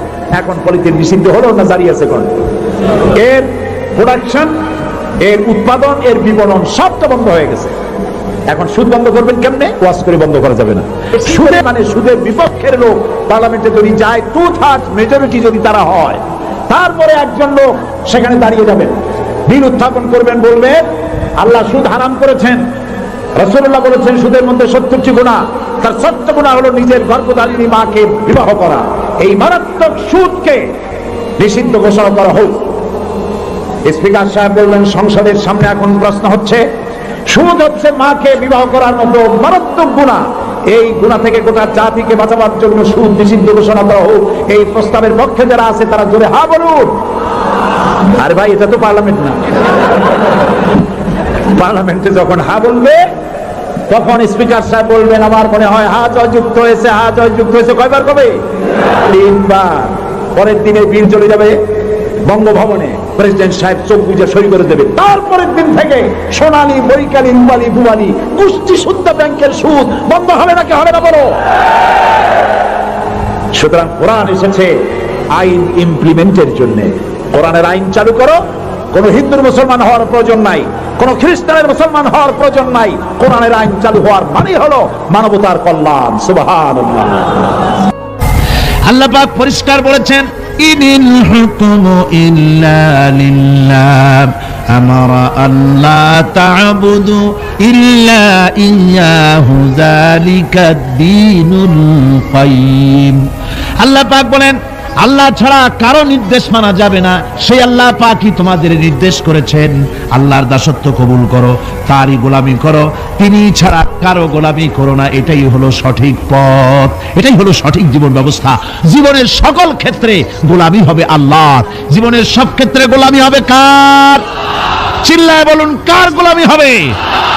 তার কারণ আল্লাহ পাক বলেছেন আলা লাহুল খালকু ওয়াল আমর, সৃষ্টি যার, আইন চলবে তার। বলুন তো দেখি, এই মানুষের স্রষ্টা কে?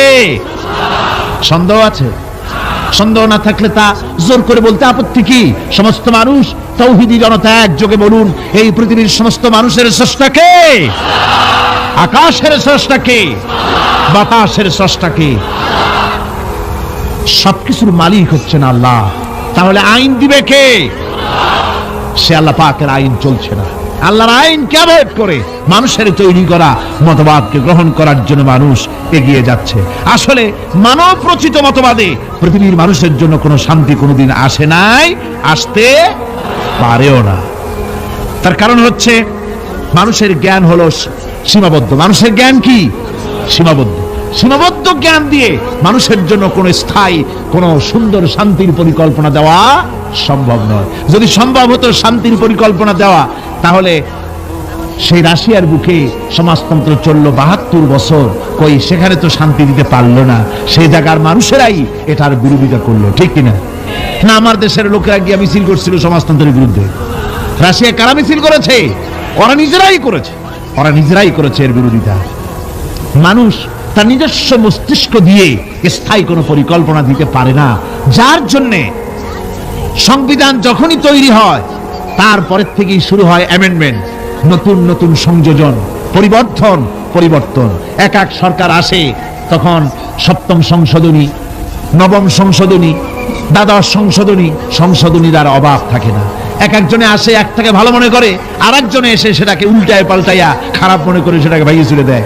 একজনে বলল যে দেশে ক্ষমতাকে বিকেন্দ্রীকরণ, ডিসেন্ট্রালাইজেশন করলে জাতির উন্নতি হবে, সুতরাং উপজেলা করলো উপজেলা। আর এক সরকার এলো, বললো যে না এটা উপজেলা না, এটা হচ্ছে উপজালা, সুতরাং এটাকে বন্ধ করো। একজনে ভালো মনে করে আর একজনে খারাপ মনে করে, এভাবে করে শাসনতন্ত্রের ভিতরে বারবার পরিবর্তন আনাতে হয়। বলুন আল্লাহর কোরআনের মধ্যে এই দীর্ঘ 1500 বছরের মধ্যে কোন পরিবর্তনের প্রয়োজন হয়েছে? জোরে বলেন হয়েছে? বিজ্ঞানের চরম উৎকর্ষের দিনে, বিজ্ঞানের উন্নতির দিনে, আজ বিজ্ঞান দর্শন সবকিছুর চরম উন্নতির দিনে আজও একথা প্রমাণিত হয়নি যে কোরআনে কারীমের অমুক আয়াতটি আজকের জন্য প্রযোজ্য নয়, অমুক কথাটি আজকের জন্য এই বিজ্ঞানের যুগে চলতে পারে না, এটা মধ্যযুগীয় অশিক্ষায় কুশিক্ষায় জর্জরিত যুগে চলতে পারে, আজকের যুগে চলতে পারে না, সুতরাং এটা বন্ধ করে দাও। এরকম কথা কেউ বলতে পেরেছে? হ্যাঁ, কিছু লোকেরা বলে কোরআনে কারীম বহু পুরানা, এই পুরানা কিতাব দিয়ে বর্তমান যুগ চলে না, এরকম বলে এক শ্রেণীর লোকেরা। এরা কারা? মহাকবি, বিশ্বকবি, কবি সম্রাট আল্লামা ইকবাল রহমাতুল্লাহ আলাইহি ওদের সম্পর্কে বলেছেন, উনহি কা মাহফিল সওয়ারতা হো চরাগ মেরি হ্যায় রাত উনকি, उन्हीं का महफिल संवारता हो चराग मेरी है रात उनकी, उन्हीं का मतलब कह रहा हो जुबां मेरी है बात उनकी, उन्हीं का महफिल संवारता हो चराग मेरी है रात उनकी। আমি অন্যের মাহফিল সাজাই, নিজের কোনো মাহফিল করার যোগ্যতা নাই। আমি অন্যের রাত্রে চেরাগ জ্বালাই, আমার নিজের কোনো রাত নাই। আমি অন্যের মতলব বলি নিজের মুখ দিয়া, আমার নিজের কোনো কথা নাই, অন্যের কথা আমার জিহ্বা দিয়া বলি। অর্থাৎ এই সমস্ত লোক যারা বলে কোরআন বর্তমান যুগে চলতে পারে না, মধ্যযুগীয়, এই লোকগুলি, এই কথাগুলি তাদের নিজেদের নয়। যেমন জেনের রুগীরা যে কথা বলে সে কথা জেনের নয়, সে কথা রুগীর নয়, কথা জেনের। ওই রকম করে এই সব কথা যারা বলে তাদের মাথার উপরে ভর করেছে কে? রাশিয়া। তাদের মস্তকের মধ্যে ভর করেছে পেন্টাগন, তাদের মস্তিষ্কে ভর করেছে শান্তিনিকেতন, দিল্লি, মস্কো, পিকিং। এই সমস্ত মাথার উপরে ভর করে ওদের মুখ থেকে কথা বেরোয়। তা নাহলে আজ পর্যন্ত কেউ বলতে পারেনি কোরআনে কারীমের মধ্যে এই আয়াতটা বর্তমান যুগে চলতে পারে না, এগুলো উলট পালট করে দেওয়া হোক, এই কথা কেউ বলতে পারে নাই। আমার বন্ধুগণ, মানুষের জ্ঞান সীমাবদ্ধ, মানুষ স্বার্থপর, সেই জন্য মানুষের আইন, মানুষের জন্য স্থায়ী কোনো আইন সে তৈরি করতে পারে না। মানুষ কিভাবে স্বার্থপর দেখুন। আমি যদি আপনাদেরকে বলি যে আগামীকাল আপনাদেরকে এইখানে একজন লোককে আমি দায়িত্ব দেব, সেই ব্যক্তি, তাকে 5000 কমলা দেওয়া হবে। এই 5000 কমলাগুলি এই প্যারেড ময়দানের আশেপাশে যত 10 বছরের নিচে যত ছেলেপেলে আছে, সমস্ত ছেলেপেলেদেরকে দাওয়াত দিয়ে চট্টগ্রামের সব ছেলেদেরকে, শিশু কিশোরদেরকে একটা একটা করে কমলা সকলের হাতে দিয়ে দিবেন। এই দায়িত্ব দেওয়া হলো সলিমউদ্দিন নামক কোনো ব্যক্তিকে। সলিমউদ্দিন সাহেব কমলা নিয়ে দাঁড়ায় থাকলে ছেলেরা আসছে, উনি কমলা দিচ্ছেন একটা একটা করে, কিন্তু সামনে কিছুক্ষণ পরে দেখা গেল তার নিজের ছেলে এসছে, তারপরে দেখা গেল তার বোনের ছেলে এসেছে, তার ভাইয়ের ছেলে এসেছে। এখন আপনারা বলেন, অন্য ছেলেদের চাইতে নিজের ছেলেকে 2-1টা কমলা বেশি দিতে ইচ্ছে করবে না? সলিমুদ্দিন করবে কিনা কন? করবে। সামান্য কমলা বিতরণ করতে গিয়ে নিজের ছেলে বোনের ছেলের প্রতি যদি এভাবে বেশি দিতে ইচ্ছে করে, আর এটা স্বাভাবিক মানবীয় দুর্বলতা, তাহলে গোটা বিশ্বের মানুষের জন্য একটি গ্রহণযোগ্য আইন। এই সংকীর্ণ স্বার্থপরতায় দুষ্ট কোনো মানুষকে এ দায়িত্ব দেওয়া যায় না। তাই আল্লাহ রাব্বুল আলামিন এ দায়িত্ব কাউকে দেননি, এ দায়িত্ব নিজে পালন করেছেন, আইন তিনি তৈরি করেছেন। ঠিক কিনা আমার ভাইরা? সেই জন্য আল্লাহ রাব্বুল আলামিন এইভাবে করে আইন কারো উপরে ছেড়ে দেননি, আইন নিজেই তৈরি করেছেন। পৃথিবীর মধ্যে যা কিছু এসেনশিয়াল মানুষের জন্য সবচাইতে বেশি গ্রহণযোগ্য এবং অত্যন্ত জরুরি, সেই জিনিসগুলো আল্লাহ নিজ হাতে রেখেছেন, মানুষের হাতে ছেড়ে দেননি। যেমন বাতাস, যেমন পানি, যেমন অক্সিজেন, এগুলি আল্লাহ নিজ হাতে রেখেছেন। কার হাতে এগুলি? এগুলি যদি আল্লাহ মানুষের হাতে ছেড়ে দিতেন, তাহলে ক্ষমতায় গিয়ে বিরোধী দলকে বলতো অক্সিজেন দেওয়া যাবে না, আমার দলে আসো। বাতাস দেওয়া যাবে না, পানি দেওয়া যাবে না, মোটেও ক্ষমতা হাতে নাই। তাই চিৎকার মেরে বলেছে, ভাইয়ার আমার, বোনের আমার, ভাতে মারবো, পানিতে মারবো। ক্ষমতা মোটে নাই, তাই এই চিৎকার। আর যদি বাতাস, পানি, অক্সিজেনের মালিক যদি মানুষকে বানানো হতো, তাহলে অপর গোত্র, অপর দলের লোকদেরকে তারা পিষে শেষ করে দিত। এই জন্য আল্লাহ পাক মানুষের অবস্থা জানেন। খুলিকাল ইনসানু দাঈফা, মানুষকে আসলে দুর্বল করে সৃষ্টি করা হয়েছে সকল দিক থেকে। তাই আইন তৈরি করার মতো এই বিরাট দায়িত্ব আল্লাহ মানুষের হাতে ছেড়ে দেননি, আইন তৈরি করেছেন আল্লাহ। কে তৈরি করেছেন? লোকেরা জিজ্ঞেস করেছিল, হে রাসূল, আইন তৈরি করার ব্যাপারে আমাদের কোনো অধিকার আছে কিনা, আমরাও কিছু সাজেশন দিতে পারি কিনা?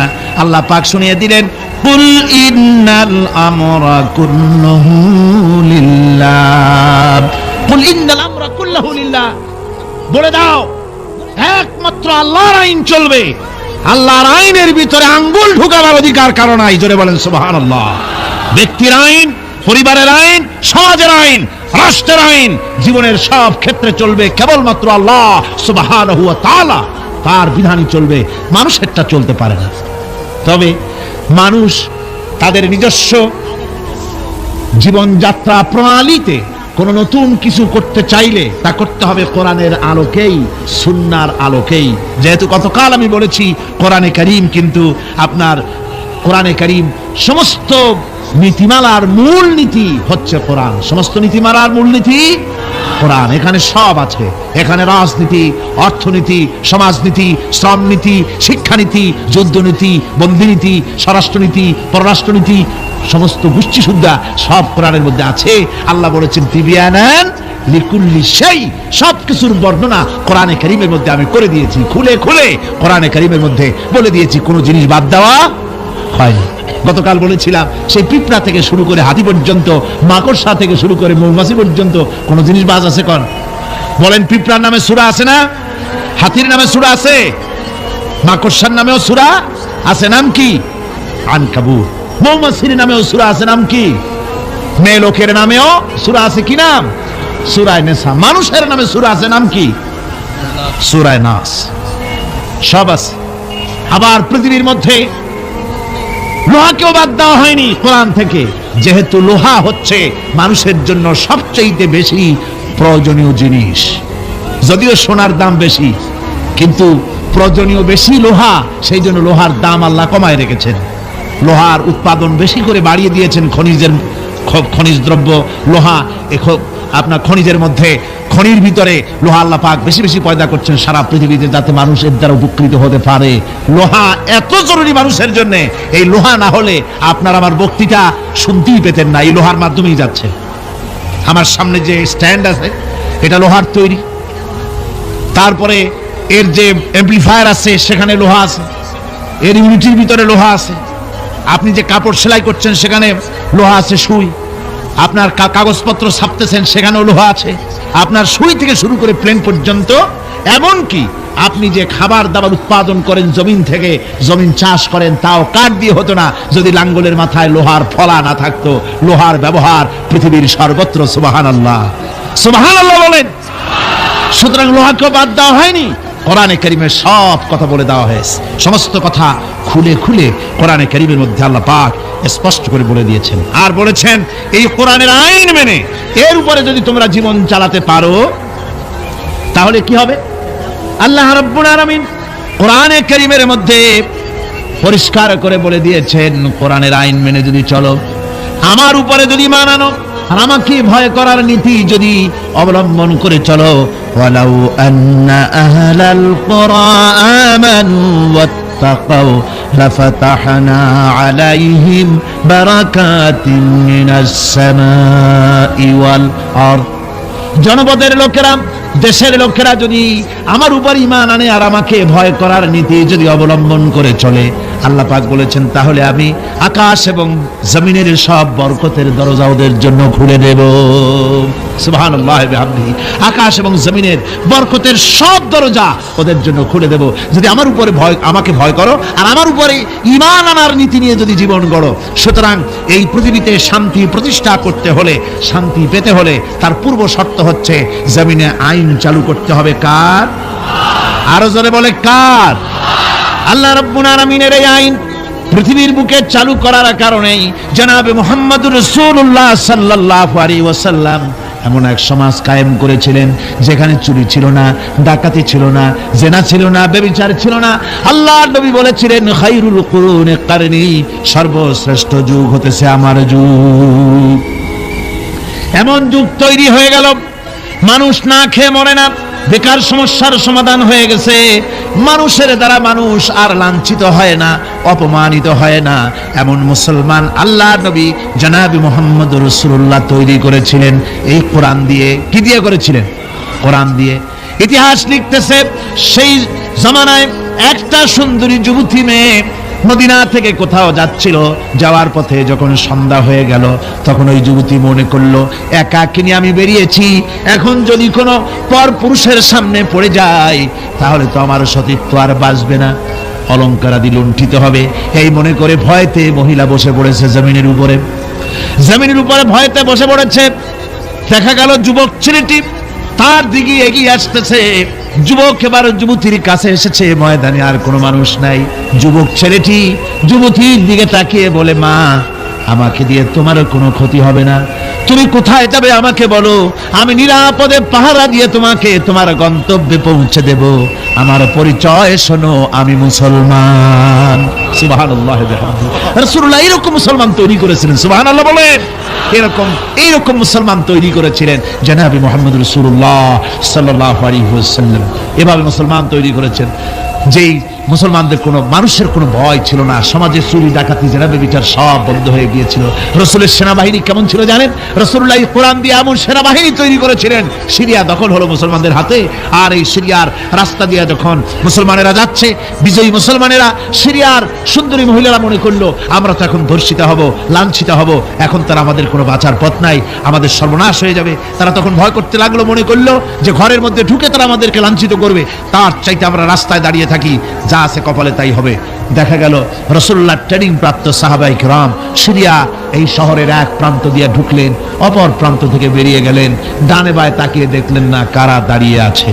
সুবহানাল্লাহ বিহামদিহি। এর নাম হচ্ছে ইসলাম। এটাই শিক্ষা দিয়েছিলেন জনাবে মুহাম্মদ রাসূলুল্লাহ সাল্লাল্লাহু আলাইহি ওয়াসাল্লাম।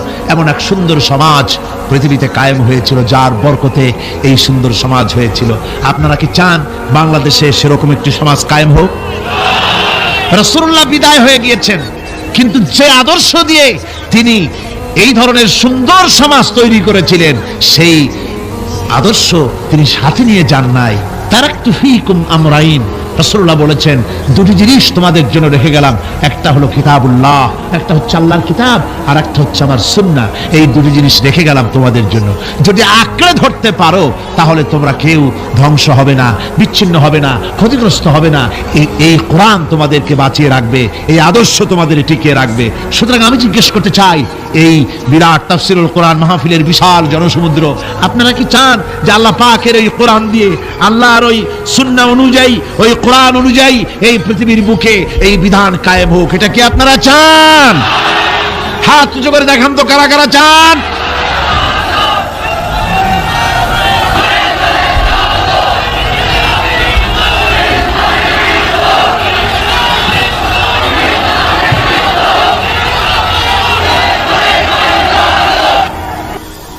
সুতরাং কোরআনে কারীমের আজকের যে জায়গা থেকে আমি আলোচনা করতেছিলাম, সেখানে পরিষ্কার কথা বলে দেওয়া হয়েছে যে পৃথিবীতে নবী আগমন এজন্য শুধু নয় যে আপনাদেরকে আমাদেরকে শুধুমাত্র কিছু জামা কাপড় আর কিছু সুন্নতের কিছু ট্রেনিং তিনি দিবেন, এতটুকু নয়। নবীর আগমন ঘটেছে একেবারে মাথার চুল, হাতের নখ কাটা থেকে শুরু করে রাষ্ট্র পরিচালনা পর্যন্ত সব শিখাবেন নবী। সব কে শিখাবেন? নবী শিখাই দিবেন সবকিছু, কোনো কিছু বাদ থাকবে না। আর মানুষের তৈরি করা মতবাদ প্রতিষ্ঠিত থাকবে না, প্রতিষ্ঠিত হবে আল্লাহর আইন। প্রতিষ্ঠিত হবে কার আইন? আল্লাহ রাব্বুল আলামিন বলছেন, হুয়াল্লাযী আরসালা রাসূলাহু বিল হুদা ওয়া দীনিল হক লিইয়ুযহিরাহু আলা দীনি কুল্লি। রাসূল প্রেরণের উদ্দেশ্য সব রকমের মানুষের তৈরি করা মতবাদের উপরে ইসলামকে তিনি বিজয়ী করে দেবেন। নবী বিদায় হয়ে গেছেন, আল্লাহর নবী, তিনি এই আদর্শ তাকে যে কারণে পাঠানো হয়েছিল সেই কারণে তিনি সফল হয়েছিলেন কিনা বলুন? কি বলেন, সফল কিনা? পরিপূর্ণ সফল। মুহাম্মদ সাল্লাল্লাহু আলাইহি সাল্লাম রাষ্ট্র পরিচালনা করেছেন, নিজে প্রেসিডেন্ট হয়েছেন, রাষ্ট্র পরিচালনা করে, ইসলামের রাষ্ট্র গঠন করে, তারা প্রেসিডেন্ট হয়ে রাষ্ট্র পরিচালনা করে দুনিয়ার মানুষকে তিনি দেখায় গেছেন। সুবহানাল্লাহ ওয়া বিহামদিহি। রাসূল বিদায়ের পরে এই দায়িত্ব কাদের এখন? মুসলমানদের। জোরে বলেন, দায়িত্ব কাদের? এ দায়িত্ব আজ মুসলমানদের। আমরা কি সে দায়িত্ব পালন করছি?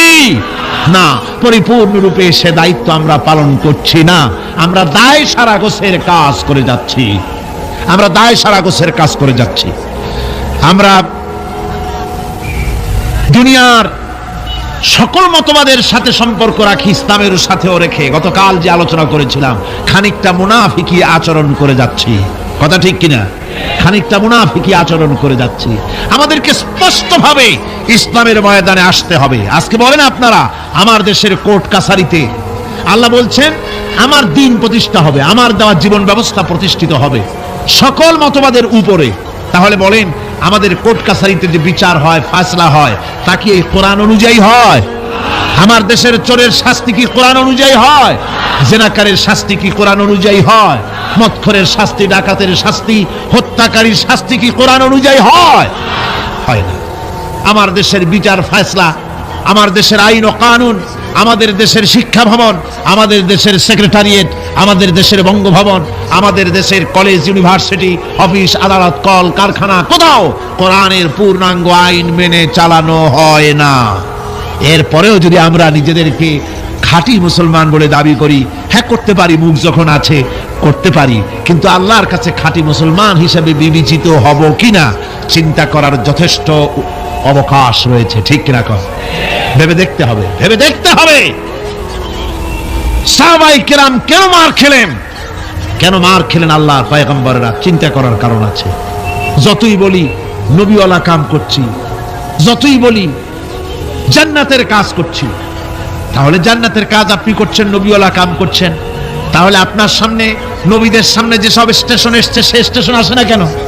আপনি যাবেন চট্টগ্রাম থেকে ঢাকা যাওয়ার জন্য ট্রেনের টিকিট করেছেন, টিকিট করে ট্রেনে উঠেছেন, স্টেশন আসা উচিত ঢাকার দিকে, আখাউড়া, তারপরে কি বলে লাকসাম, কুমিল্লা, ফেনী, এই স্টেশন যদি আসে তাহলে বোঝা যাবে ট্রেন কোথায় যাচ্ছে, ঢাকার দিকে।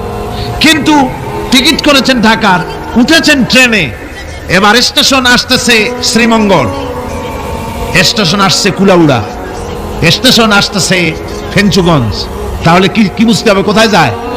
একেবারে উল্টা, সিলেটের দিকে ট্রেন চালু হয়ে গেছে। কাজে আপনার কাজ যদি সত্যি নবীওয়ালা হয়, সত্যি ইসলামের উপরে ভিত্তি করে হয়, তাহলে স্টেশন আসবে আবু জাহাল, স্টেশন আসবে আবু লাহাব, আসবে উতবা, আসবে মুগীরা, আসবে হিন্দা, আসবে ওহদ, আসবে বদর, আসবে ফাতে মক্কা। যদি এই সব স্টেশন না আসে, এসব স্টেশনের পরিবর্তে আসে কমলা, আঙ্গুর, বেদানা, হাদিয়া, নাজরানা, তাহলে বুঝতে হবে ট্রেন ঠিক মতো যাচ্ছে না। টিকিট করছেন ঠিক, ট্রেনে উঠছেন ঠিক, কিন্তু আপনার ইচ্ছে মতো গন্তব্যে ট্রেনটা যাচ্ছে না। আচ্ছা, এখন কি করবেন? আপনার ইচ্ছা যাবেন মদিনায়। কোথায় যাবেন? মদিনায়। গাড়িতে উঠেছেন, এবার এ গাড়ি মদিনার দিকে যাওয়ার জন্য যে সব স্টেশন আসা উচিত, সে স্টেশন আসতেছে না, স্টেশন আসে উল্টা। এখন আপনি করবেন কি? স্টেশন আসতেছে মস্কো দিয়ে যাওয়ার, স্টেশন আসতেছে আমেরিকা দিকে যাবার স্টেশন। এখন আপনি কি করবেন? আপনি যদি আপনার সিটে বসে ড্রাইভারকে গালাগালি করেন, তাতে কোনো ফায়দা হবে?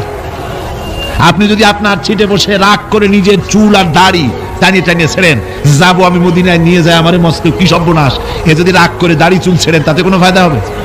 তারপরে রাগ করে নিজের সিটটা যেদিকে ট্রেন যাচ্ছে ওদিক থেকে ঘুরাইয়া পিছনের দিকে দিয়ে দিলেন, তাতে কোনো লাভ হবে?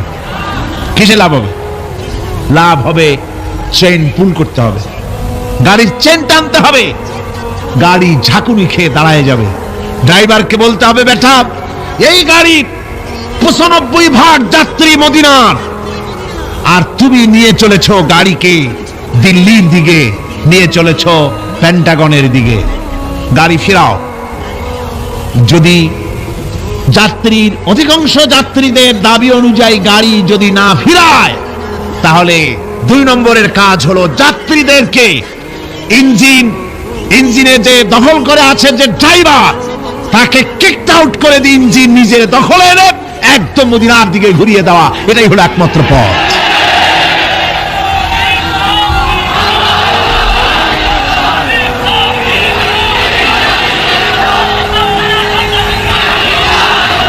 সুতরাং আজকের পৃথিবীতে দেশে দেশে মুসলমানের ইসলাম চায়। আমাদের দেশের শতকরা 95% মুসলমান, অথচ দেশের সরকার দেশকে আল্লাহর বিধান কোরআন অনুযায়ী না চালিয়ে কখনো বা ভারতকে খুশি করতে চান, কখনো বা আমেরিকাকে, কখনো বা ব্রিটেন ফ্রান্সকে খুশি করার জন্য অগ্রসর হচ্ছেন। এজন্য গোটা জাতির ঐক্যবদ্ধ প্রচেষ্টা চালানো দরকার। যে জন্য নবীরা এসেছেন, সেই উদ্দেশ্যে নিজেকে প্রস্তুত করা। কথা বুঝতে পেরেছেন? নিজেদেরকে প্রস্তুত করতে হবে। অনুরোধ বিনোদে কাজ হবে না। গতকাল বললাম, একটা নাস্তিক কমিউনিস্টের প্রচার করা উঠান নামক নাটকটি, যেটা রয়েছে সম্পূর্ণ ইসলাম বিদ্বেষী, কোরআন বিদ্বেষী, ওই নাটক প্রচার করলে সরকারকে আমরা মনে করব মুনাফিকি রোগে পেয়েছে। বলছিলাম কাজ, আজকে খবর পেলাম, আমাকে একজন বলেছেন আজকে রাতেই নাকি সেই বন্ধ করা নাটক আবার চালু হয়েছে। তাহলে কি বুঝলাম? আমরা বুঝতে বাধ্য হলাম, এ সরকার নিজে চলে না, ভারত চালায়। সরকার আজ ভারতের গোলামে পরিণত হওয়ার প্রচেষ্টা চালাচ্ছে। এর অবস্থা শুভ হবে না জাতির জন্য। এ অবস্থা শুভ হবে বলুন? আদৌ শুভ হবে না। সরকারকে বলতে চাই, কোরআনের মাহফিল থেকে সরকারকে জানাতে চাই, ভারতের চাইতে আল্লাহরে বেশি ভয় করুন। কারে বেশি ভয় করতে হবে? ওই ভারতের বাবার ক্ষমতা নাই। আল্লাহ যদি ক্ষমতা ছিনায় নেওয়ার ইচ্ছে করেন, তারপরে এক মুহূর্ত তোমাদেরকে টিকিয়ে রাখার পারবে ভারত? পারবে আমেরিকা? কেউ পারবে? কেউ পারবে না। সুতরাং ভারতকে ভয় নয়, ভয় করতে হবে আল্লাহকে। কাকে ভয় করতে হবে? সে আল্লাহ রাব্বুল আলামিনকে ভয় করে এগিয়ে আসতে হবে। আমরা সরকারকে, যে কোনো সরকার যখনই এসেছে, কোরআনে কারীমের মাহফিল থেকে আমরা তাদেরকে সতর্ক করেছি, ঠিক না? বিগত 14 বছরের ইতিহাস, এই তাফসীরুল কোরআন মাহফিলের 14 বছরের ইতিহাস, হাজার হাজার অডিও ভিডিও ক্যাসেট সাক্ষী। কোরআনে কারীমের আলোকে সরকারকে আমরা গঠনমূলক সমালোচনা করেছি। আমরা কখনো ডিস্ট্রাকটিভ সমালোচনা করি নাই, কনস্ট্রাকটিভ সমালোচনা করেছি, ঠিক না? আমরা চাই যারা ক্ষমতায় আছে তারা ইসলামের বিধান অনুযায়ী দেশের শতকরা 95% জনতার মন মানসিকতা অনুযায়ী দেশ পরিচালনা করুন।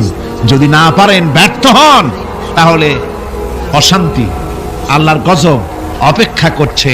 যে গজবে অতীতের লোকেরা ভুগেছে সেই গজবও অপেক্ষা করছে, ঠিক কিনা? কোরআনে কারীমের এত বড় বিশাল মাহফিল, এই মাহফিলে শরীক হতে পেরে আমরা ধন্য। আমরা আল্লাহর কাছে শুকর আদায় করি, সকলে বলি আলহামদুলিল্লাহ। মহব্বতের সাথে জোরে সোরে সবাই পড়েন আলহামদুলিল্লাহ। কোরআনে কারীমের আলোচনা শোনার জন্য আপনারা যেভাবে এসেছেন, আগামীকালও এবং আর কয়দিন আছে? 3 দিন, একদিন একদিন করে নেয়ামতের দিনগুলি ফুরিয়ে যাচ্ছে। আপনারা আপনাদের বন্ধু বান্ধবদের সকলকে দাওয়াত দিয়ে নিয়ে আসবেন। এ মাহফিল এমনই এক বরকতপূর্ণ মাহফিল যে বাংলাদেশের অনেকগুলি জেলা থেকে